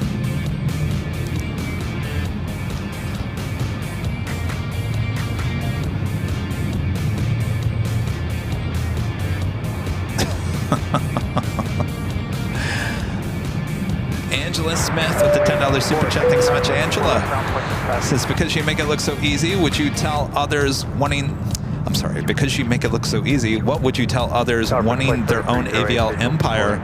Glad you're feeling better and arm healing properly. Thank you. Good to see you, Angela. That's a good question. Other people wanting an AVL empire. I have said this from the get-go, and I continue to say this. I think, you know, for a while there, we were seeing a lot of aviation live streams popping up everywhere. Everywhere you look, there was an aviation live stream. Here, there, everywhere.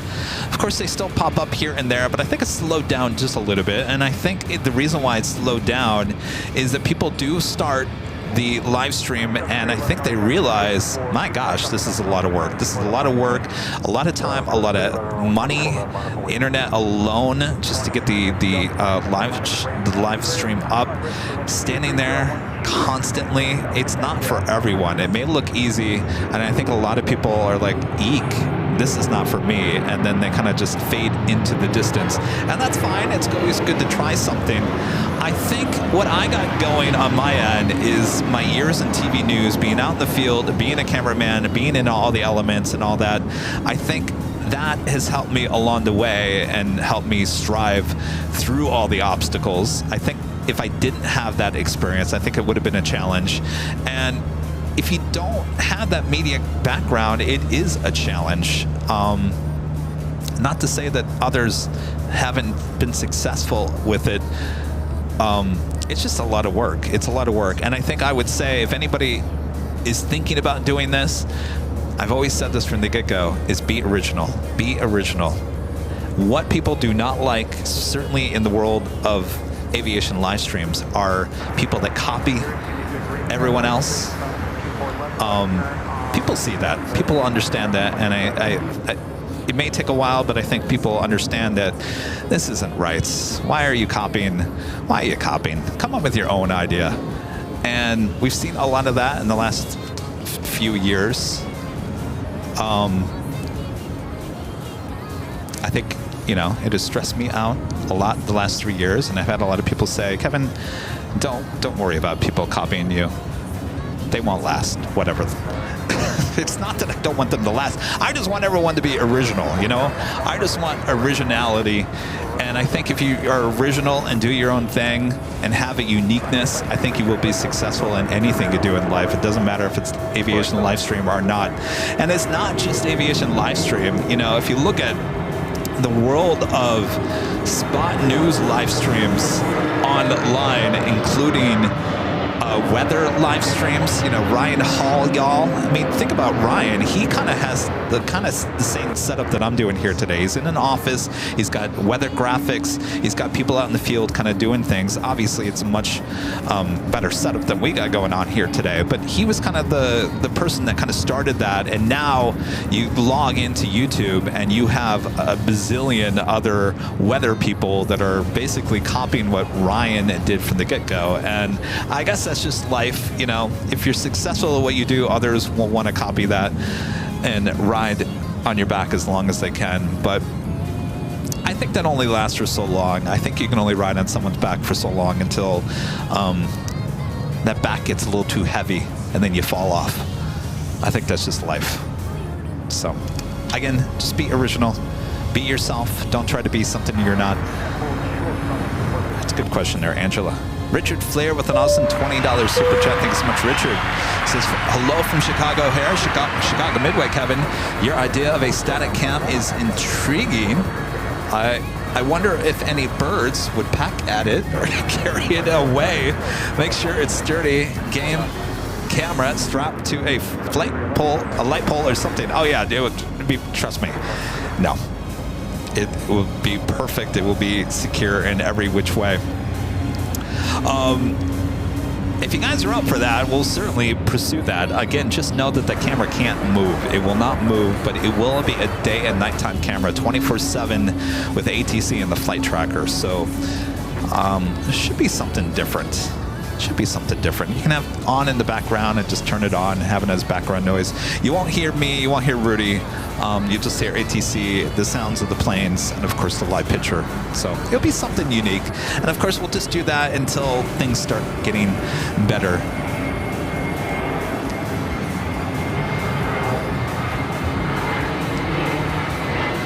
Terry M. $2 super chat. Thanks so much, Terry. Says, hi, Kevin. Love the 30-minute clip yesterday. Thanks. You guys like those? You know, I have a lot more of those. If you guys want those, I'll start posting a lot more of those. That was kind of that's what we used to do here on the channel. That's what Airline Videos was known for a long time. So I have a lot of those videos, If you guys like it, I'll continue to post more of those.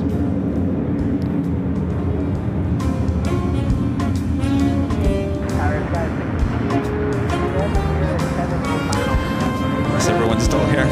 Nah, we're losing people. Still not too bad. I've been going live for what?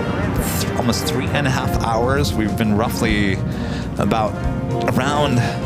Well, we're about, what, 773 people, roughly around 1,000 people for at least the first 2 hours. That's awesome, you guys. I appreciate you guys tuning in. Of course, there's not much going on here today besides Kevin just sitting here talking to the camera, but it's good to be able to talk to you all, interact with you guys. Of course, here's the thing. When I'm operating the camera and doing the show, especially by myself, even when Rudy's there on the weekend, it is extremely hard for me to read the chat. I know a lot of people always get upset and say, Kevin, why are you not reading the chat? And I always say, I would love to. The problem is I'm trying to run the camera, I'm trying to do this, trying to do that.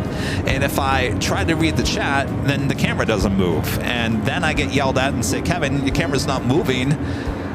So it's like a double-edged sword for me. So I think this is kind of cool to be able to not have to do anything and just sit here and interact with you guys. In fact, I think this would be wise to still have these type of shows moving forward. And of course, they will be moved eventually to our new studio, which is still under construction. So the plan was to have shows like this, more of a podcast style, but it will be on our new set, which is still under construction. But in the meantime, we'll just have them here in the office.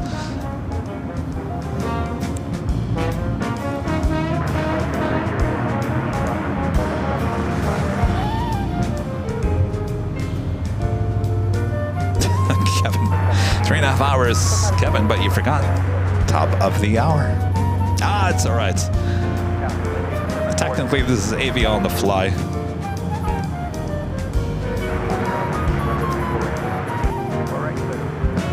Brandon asking, what's for dinner, Kevin? I think I might get Panera Bread tonight. They have no promotion for them. I got this, it's called the Apple Crisp salad. It was yummy and healthy. Oh, it was good. I got the half yesterday. I might get the full. It's kind of expensive. The full is like almost $17. But the apples, they're like dried apples on top of a bed of different types of lettuce. There's some chicken in there. I'm telling you, I like salads. Top-notch apple crisp salad from Panera Bread. I think that's what's for dinner again tonight.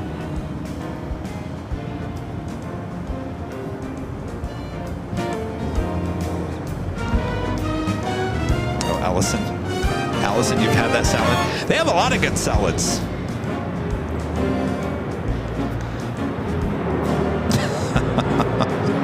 Yeah, but you know what? We're talking about salt, and of course, your Plane Jockey Kevin used to go to Trader Joe's and get the rosemary chicken until our friend Sarah, the real deal, said, Kevin, there's too much salt in that rosemary chicken. And I looked on the back and I said, Oh my gosh, you're right, Sarah. And so it blew that whole thing up. And so then I started probably eating more salt by eating some other stuff. So since I've had the week leading up to surgery, I kind of lost my appetite because I was really, well, I was frightened about what was to occur. I'd never been through surgery before, and I didn't know what to expect. And of course, my nerves were through the roof. Of course, I was having a bunch of tests leading into surgery to make sure that I was okay to have surgery. So there was a lot going on the week leading into that surgery, and I really lost my appetite. So I wasn't really eating much, and what I did eat, it was fairly healthy. So since I've had the surgery, I'm telling you, if I eat something with a lot of salt, I can actually taste all that salt, and I'm like, ugh. So I don't want salt right now. I can really taste the salt since the surgery. So I'm telling you, the Panera was a good choice last night. I think I'll do it again. It's a little expensive. It's a little expensive.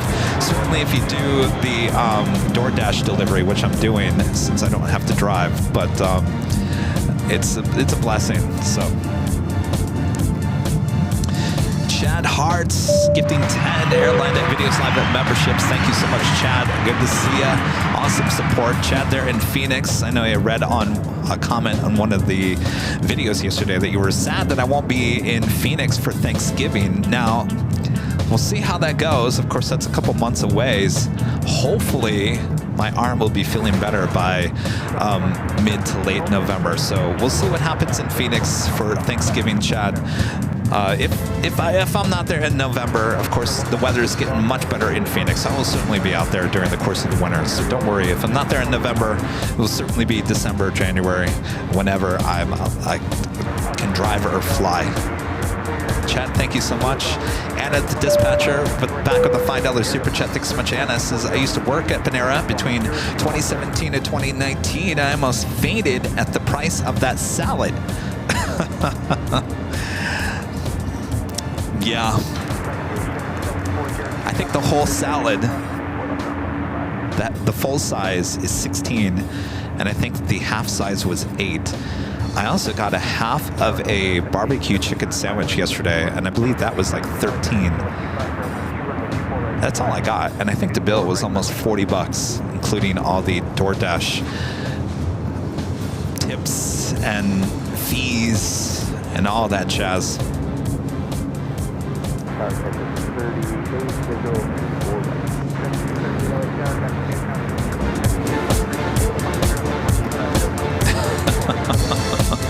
Brian says no arms necessary in Phoenix will carry you. And just don't touch the arm, the shoulder. That was happening a little too often last Saturday. All right. Well, guys, I think I'm getting to that point now. I have to start listening to my body. Even just sitting here talking to you guys for 3.5 hours, I can feel myself getting a little tired. Of course, you think, Kevin, you're just sitting there talking to you. Why are you tired? Body's still healing, and I've got to listen to it. And so I think it's time to leave the office and go home and put the arm back on ice. I wish there was some champagne involved, but there's not. Put the arm on some ice, sit back, relax, and enjoy the rest of the night. And I'll order some salad and rest up for the rest of the night. So this has been a lot of fun. Thanks you guys so much. We'll do this again. Thanks you guys for your awesome support of the channel as well. And our next live show is Sunday, for the big Sunday show starting at 10 a.m. Pacific. We're going to start a little bit late still. We used to have an 8 a.m. Pacific live start. We're going to keep it at 10, as I just don't think we can go as long as we used to still at this point. So we'll start at 10 a.m. Pacific on Sunday for the big Sunday show. Rudy will be back out with me, and hopefully in the next few days we can get the static camera up, that live stream that will be 24/7 right here on Airline Videos Live. The chat will be open that whole time, so you can chat with all your friends. You can support the channel along the way as well. You won't hear me, but you will have ATC. You will have the flight tracker on the bottom. And of course, everyone in the chat as well. And the live photo of, or live, I'm sorry, it's not a photo, it's a live video of LAX. So we'll get that up and running here in the next couple of days, hopefully. So look out for that.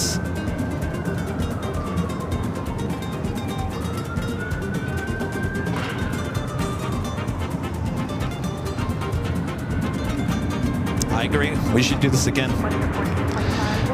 Definitely do this again.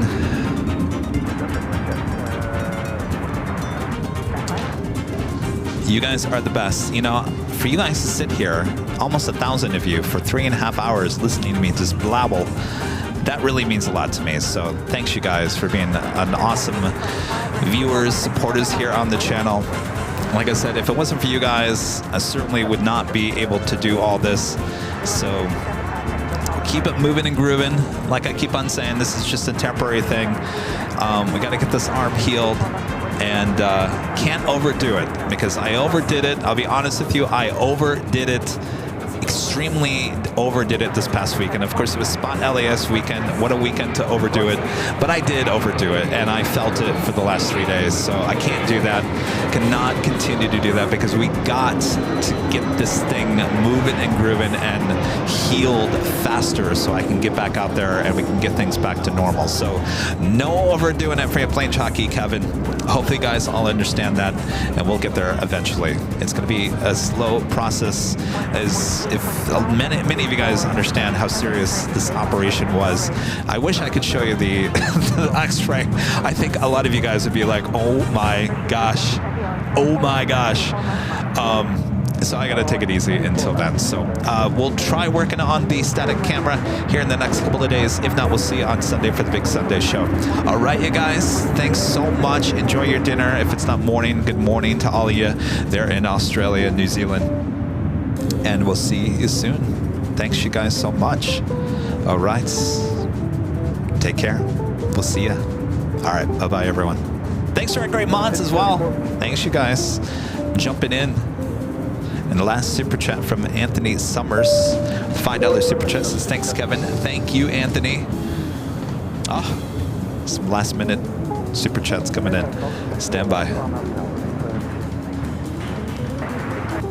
Nikki Clark with an awesome $20 super chat. Thanks so much, Nikki.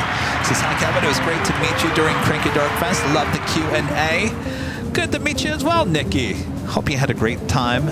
Cranky Dork Fest. You know, by the way, I asked Brett the other day how many people were there on Saturday. He said about 525 people. Their biggest audience, the biggest amount of people there so far ever. Can you believe that?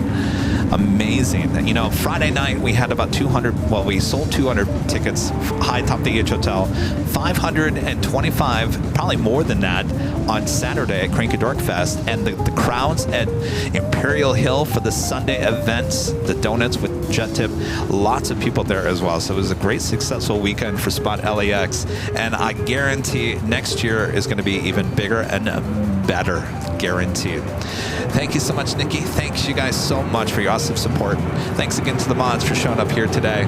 Enjoy your next few days until the 24/7 camera goes live on the air. Oh boy, they're probably yelling at me right now saying, oh, Kevin, thanks a lot. We've enjoyed some time off. Now you're handing a 24/7 live camera to us. Oh boy. All right. So we'll see you guys on Sunday for the big Sunday show. Have a great rest of your week. We'll see you on Sunday. From all of us here at Airline Videos Live, good night, everyone.